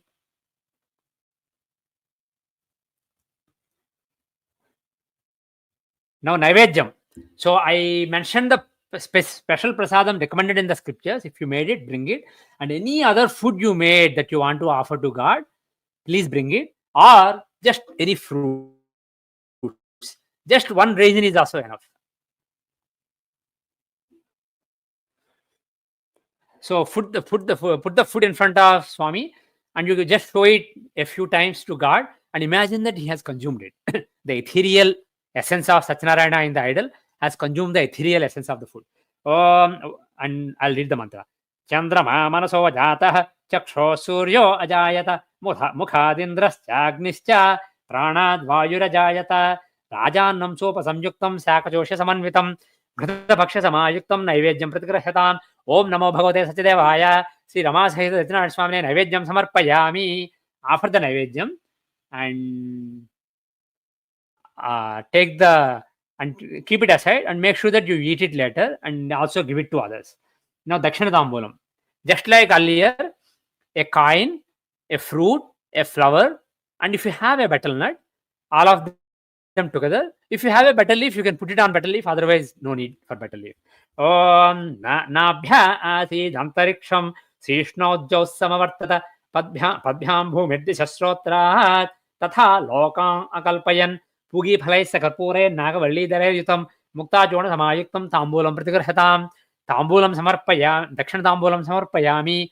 Put it in front of the kalasham or idol, and then again I want to repeat. Make sure that it's consumed. The fruit that you put there is consumed by somebody later. Don't waste it. Don't throw it in trash. Any of the fruits you used in the puja today. Finally, Nirajanam, Karpuram, camphor. Vedahametam purusham mahantam adityavannam tavasastu pare sarvani rupani vichitya dhirah namani krutva bhivadam yadaste Nirajanam gruhanedam panchavartitra samanvitam chejo rashimayam dattam gruhanatvam rameshwara. ओम नमो भगवते सत्यदेवाय श्री रमा सहित सत्यनारायण स्वामिने आनंद कर्पूर निराजनम समर्पयामि. Take it 3 times around in front of the idol in clockwise direction. Om Padmalayai Paramatmikayai Vishnu Priyayai Yudhachitayai Abhyarthitanam Abhayapradaye Siddhavanayai Charamastu Mangalam Sriyah Kantaya Kalyanadhenadherthinam Sri Venkata Nivasaya Srinivasaya Mangalam Mangalam Kosalendraya Mahayagunatmane चक्रवर्ती तनूजाय सार्वभौमाय मंगलम मंगलम सत्य देवाय सत्य लोक निवासिने रमानाथाय देवाय सत्वरूपाय मंगलम. Show it to God and then put a drop of water on the container and then show it to God 3 times and then you take harati. Govinda Govinda. Everybody take Harti.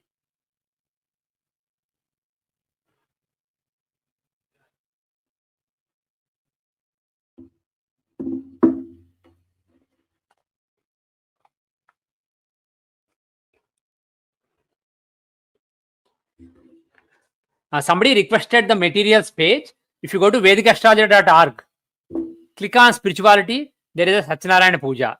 If you click on it, you will get manuals. This long manual is there. Also, very short manuals that you can do in 10 minutes are also there.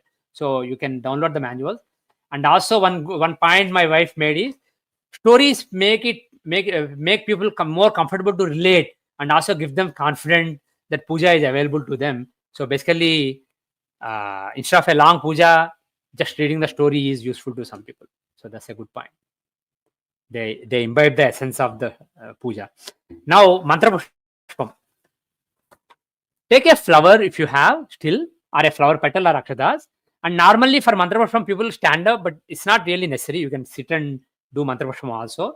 The thing is, put the flower in your palm and then put it in front of your heart. Om dhata purasta jamuda jahara chakrah pravidvan prajasya tasrah tamevam vidvan amrutaiha bhavati nanya pantha ayanaya vidyate. Om namo bhagavate satyadevaya. Actually, we'll do the Narayan Suktam and the mantra, standard mantra pushpam. Om Sahasrasisham Devam Vishwaksham Vishwasambhuvam Vishwam Narayanam Devam Aksharam Paramam Padam Vishwatah Paraman Nityam Vishwam Narayanam Harim Vishwamevedam Purushastat Vishwamupajivati Patim Vishwasyatmeshwarang Shashvatang Shivamachyutam Narayanam Mahagneyam Vishwatmanam Parayanam Narayana Paro Jyotiratma Narayana Parah Narayana Param Brahmatattvam Narayana Parah Narayana Paro Jhata Jhanam Narayana Parah Yaccha Kinchit Jagat Sarvam Drishyate Shruyate Piva Antarbahishya Tat Sarvam Yapya Narayana Sthitah Anantamavyayam Kaving Samudrentam Vishwasambhuvam Padmakosha Pratikasham Hridayam Chapyadhomukham Adho Nishtyavitas Yante Nabhyamuparitishthati Jwalamala Kulam Bhati Vishwasyayatanam Mahat Santatam Silabhistulam Baccha Kosha Sannibham Tasyante Sushirang Sokshmam Tasmin Sarvam Pratishthitam Tasya Madhye Mahanagnir Vishwatyir Vishwatomukha Sogra Bhugvipajan Tishthannaharamajara Kabih Kijagurdhamadasyayi Rasmayastasya Santata Santapayati Swam Dehamapadatalamastaka Tasya Madhye Vahnisikha Aniyordhva Vyavasthitah Nilato Yada Madhyasthat Vidyullekhe Babhaswara Nivara Shukavat Tanvi Pitabhasvat Janupama Tasya Chikhaya Madhye Paramatma Vyavasthitah Sabrahmasya Sivasya Harisendra Sokshara Paramaswarat. Om. Now I'll do the mantra. This is a beautiful prayer. It is the essence of Veda and Vedanta. You can read the commentary on this in a video on my YouTube channel, PVR 108 YouTube channel. I clearly explained the real meaning of this.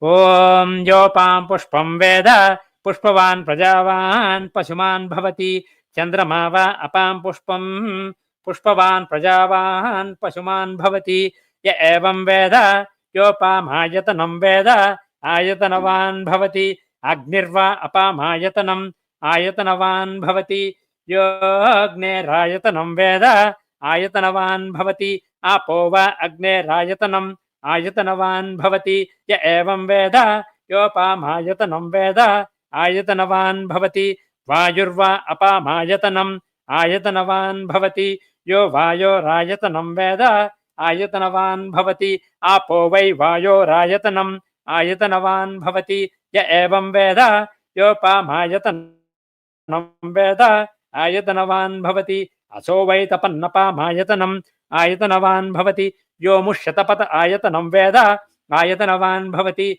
Apova Amushyatapata Ayatanavan Bhavati Ya Evam Veda Yopam Veda Ayatanavan Bhavati Chandramava Apam Ayatanavan Bhavati Yas Chandramasa Ayatanam Veda Ayatanavan Bhavati Apo Vai Chandramasa Ayatanavan Bhavati Ya Evam Veda Yopam Veda Ayatanavan Bhavati Nakshatrani Va Apam Ayatanavan Bhavati Yo Nakshatranam Ayatanam Veda Ayatanavan Bhavati Apo Vai Nakshatranam Ayatanavan Bhavati य एवं वेद योपामायतनं वेद आयतनवान् भवति पर्जन्यो वा अपामायतनम् आयतनवान् भवति यः पर्जन्यस्यायतनं वेद आयतनवान् भवति आपो वै पर्जन्यस्यायतनम् आयतनवान् भवति य एवं वेद योपामायतनं वेद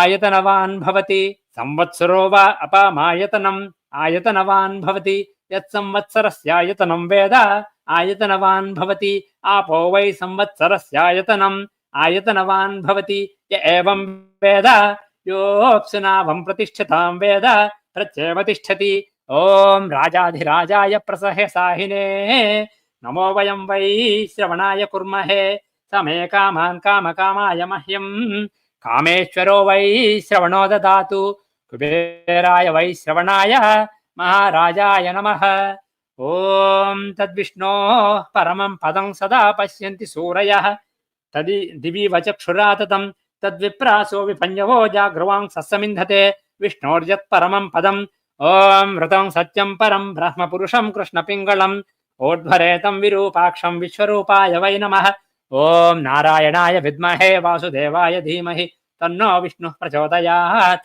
ॐ महादेव्यै च विद्महे विष्णुपत्यै च धीमहि तन्नो लक्ष्मीः प्रचोदयात् ॐ दाशरथाय विद्महे सीतानाथाय धीमहि तन्नो रामः प्रचोदयात् ॐ वासुदेवाय विद्महे देवकीजाय धीमहि तन्नः कृष्णः प्रचोदयात् ॐ वज्रनखाय विद्महे तीक्ष्णदंष्ट्राय धीमहि तन्नः सिंहः प्रचोदयात् ॐ आञ्जनेयाय विद्महे वायुपुत्राय धीमहि तन्नो हनुमान् प्रचोदयात् ॐ तत्पुरुषाय विद्महे महादेवाय धीमहि तन्नो रुद्रः प्रचोदयात् ॐ कात्यायन्यै च विद्महे कन्याकुमार्यै धीमहि तन्नो दुर्गा प्रचोदयात् ॐ एकदन्ताय विद्महे वक्रतुण्डाय धीमहि तन्नो दन्तिः प्रचोदयात् ॐ कार्तिकेयाय विद्महे शक्तिहस्ताय धीमहि तन्नः स्कन्दः प्रचोदयात् ॐ अवधूताय विद्महे चिदानन्दाय धीमहि तन्नः स्यायिः प्रचोदयात् ॐ अवधूताय विद्महे अत्रिपुत्राय धीमहि तन्नो दत्तः प्रचोदयात् ॐ हंसाय विद्महे परमहंसाय धीमहि तन्नो हंसः प्रचोदयात् ॐ योगिनाथाय विद्महे आळन्दीशाय धीमहि तन्नो ज्ञानः प्रचोदयात् ॐ महाकाल्यै च विद्महे महालक्ष्म्यै च धीमहि महावाणी प्रचोदयात् ॐ विश्वम्भराय विद्महे सिंहाद्रिस्थाय धीमहि तन्नो रामः प्रचोदयात् ॐ नमो भगवते सत्यदेवाय श्री रमा सहित सत्यनारायण स्वामिने सुवर्ण दिव्य मंत्र पुष्पम समर्पयामि. You can offer the flower on the pitham anywhere, to the kalasham or to the idols. You can offer the flower and you can sit down. Actually, don't sit down, do pradakshinam. If you have a way to do pradakshinam around the pitham in your setup, do 1 or 3 pradakshinas around the pitham. If you don't, because if it is touching a wall or something, you do in front of it. Basically, you go around like this, around yourself. Om yani kani cha papani janmantara krutani cha tani pranasyanti pradakshunam pade pade papoham papa karmaham papatma papasambhava trahimam kripaya deva saranagata vatsala anyatha saranam nasti tvameva saranam mama tasmat karunya bhavena raksha rameshwara raksha mam parameshwara प्रदक्षिणं करिष्यामि सर्वभ्रम निवारणं संसार सागरान् मां त्वमुद्धरस्व महाप्रभो. ओम नमो भगवते सत्यदेवाय श्री रमा सहित सत्यनारायण स्वामिने प्रदक्षिण नमस्कारान् समर्पयामि. Do 1 pradakshina or 3 pradakshinas.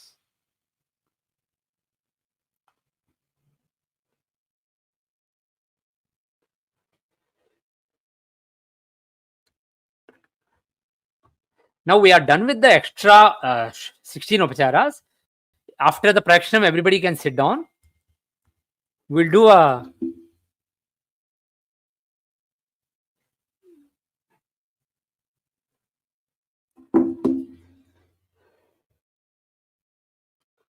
now there are a few extra services apart from the 16 services.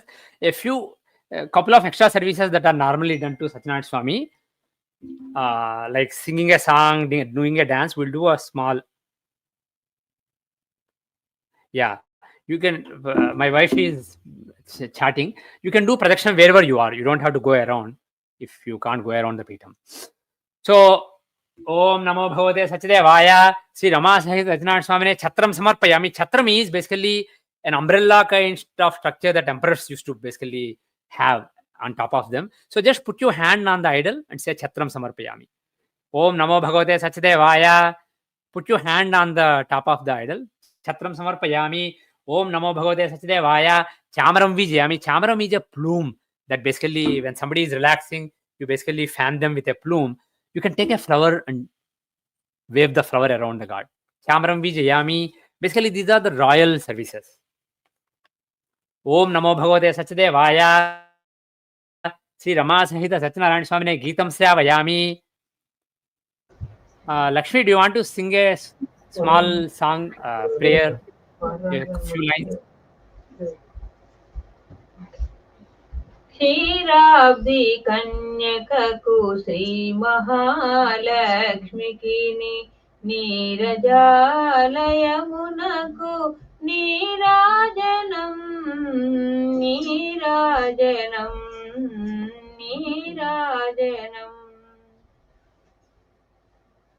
Now, if anybody is willing to do a couple of steps in dance, let them do it there. Otherwise, I'll just do my standard thing. Om Namo Bhagavate Satchadevaya. Sri Rama Sahita Satyanarayana Swamine Nrityam Natyam Samarpayami. Nrityam is basically rhythmic, Natyam is expressive. Sing song and Bharatanatyam. Do Bharatanatyam. Small step. Don't do It's okay. Just a couple of steps. Couple of steps. See, uncle is asking.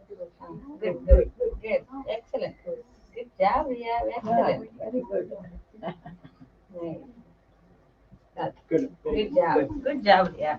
Nrityam Natyam Samarpayami. Now take some akshatas. Okay. Om Namo Bhagavate Satchadevaya. Sri Rama Sahita Satyanarayana Swamine Samasta Rajopacharan Samarpayami. Put the akshatas and imagine that you gave him all kinds of royal services. The kind of services that the kings enjoy basically. Now, final prarthana. Om Amogham Pundarikaksham Nrisimham Daityasudanam Hrishikesham Jagannatham Vagisham Vardayakam Sagunam Chagunatitam Govindam Garudadvajam Janardanam Jananandam Janaki Vallabham Harim Pranayama Sada Bhaktya Narayanamajam Param Durgame Vishmeghore Shatruna Paripidite Nistaraitu Sarveshu Tasanishtabhayeshu Cha Namanjeta Sankirtya Phalam Ipsitamapnuyat Satyanarayanam Devam Vandeham Kamadam Prabhum Lela Yavitadam Vishwam Yena Tasmai Namo Namah. Om Namo Bhagavate Satchadevaya. Sri Rama Sahita Satyanarayana Swamine Prarthana Namaskaran Samarpayami. On every full moon day, if you just chant this particular prayer and then the Mola Mantram, Om Namo Bhagavate Satchadevaya, the Dvasakshi mantra, you chant it 108 times, it is equivalent to doing this puja. So this is something you can consider doing on every Purnima. Now, final thing, take a fruit. If you have an unoffered fruit or even offered fruit is fine. Take a fruit, put it on your head. This is like the Purnahuti in a homa. Om Yadam Phalam Maya Deva Sthapitam Puradastava Tena Mesa Palavapti Ave Janmani Janmani. If you don't have a flower, even an almond or raisin is enough. Om Purnamadah Purnamidam Purna Purnachyate Purnamadaya Purnameva Visishyate.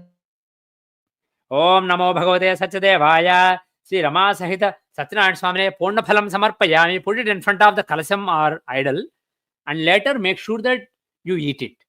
That particular fruit, typically the husband and wife, the family who did the puja will eat that in the end basically. This is the Purna Phalam. So we gave the Purna Phalam. Now we'll do before doing the Udwasana, we'll just spend 2 minutes meditating with the Mola Mantra. Om Namo Bhagavate Satchadevaya. So what we will do is 54 times all of us will chant together and 54 times we'll do mentally. So read along with me and do it at the same speed mentally when you are meditating. Keep your back, neck and head straight. Close your eyes. I'll keep the count. And of course, after we wrap this up, you can meditate as long as you want. Oh, you can all chant along with me. Om Namo Bhagavate Satchadevaya. Om Namo Bhagavate Satchadevaya. Om Namo Bhagavate Satchadevaya. Om Namo Bhagavate Satchadevaya. Om Namo Bhagavate Satchadevaya. Om Namo Bhagavate Satchadevaya. Om Namo Bhagavate Satchadevaya. Om Namo Bhagavate Satchadevaya. Om Namo Bhagavate Satchadevaya. Om Namo Bhagavate Satchadevaya. Om Namo Bhagavate Satchadevaya. Om Namo Bhagavate Satyadevaya. Om Namo Bhagavate Satyadevaya. Om Namo Bhagavate Satyadevaya. Om Namo Bhagavate Satyadevaya. Om Namo Bhagavate Satyadevaya. Om Namo Bhagavate Satyadevaya.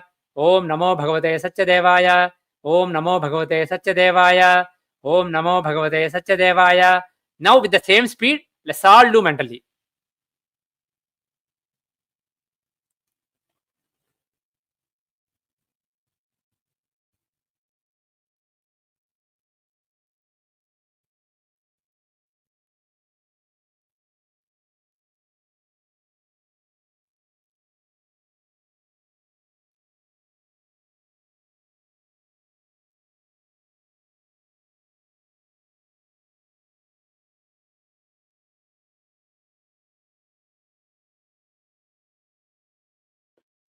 Om Namo Bhagavate Satyadevaya.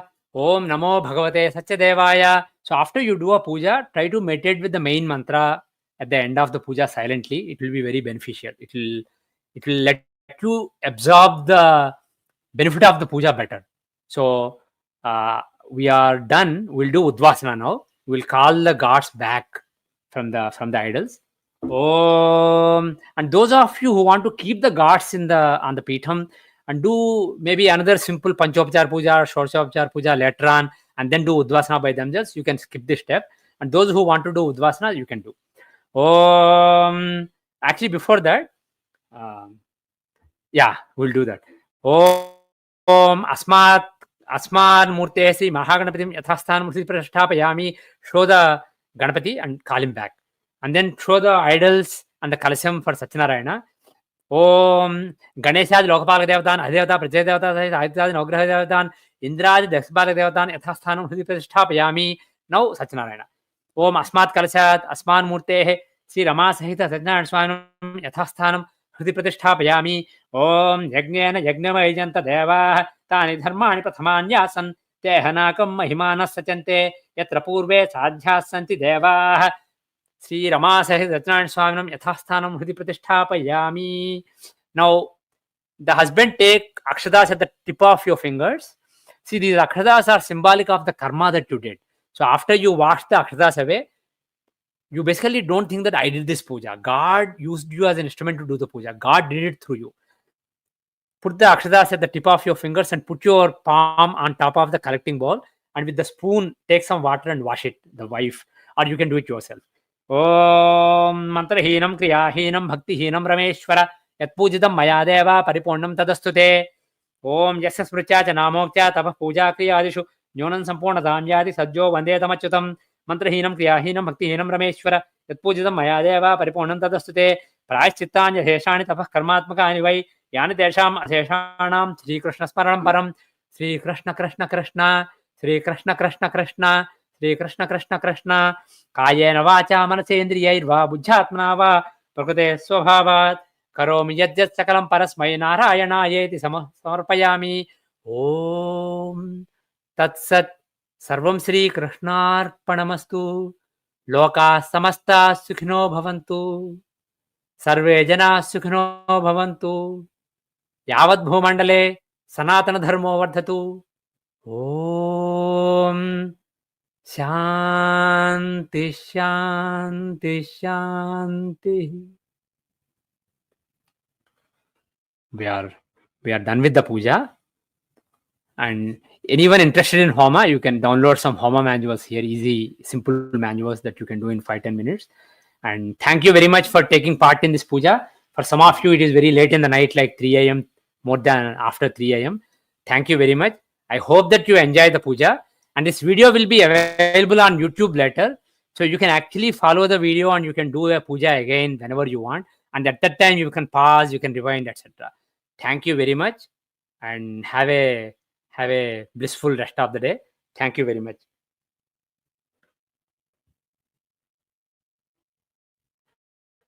And thanks to Venu Bhagavatula, Lakshmi Bhagavatula, Venugopal and Adilakshmi Bhagavatalas for doing the demo puja, and my wife Padmaja, Kishore, Chitrapu and various other volunteers for helping with the comments on the YouTube. And hope you all enjoyed it.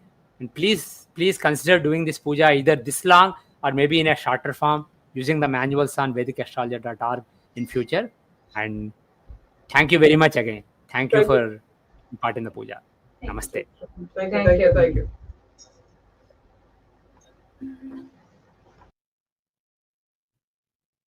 Oh, one more thing. Sorry. All the fruits, etc., that you used in the puja, you can basically eat them. And all the grains, you can cook them and eat them, or you can basically donate to somebody, or you can bury them around your house as a protection. And the water in the kalasam, you can basically take bath with it later on. Now I'm really done. Thank you very much. Om Tat Sat.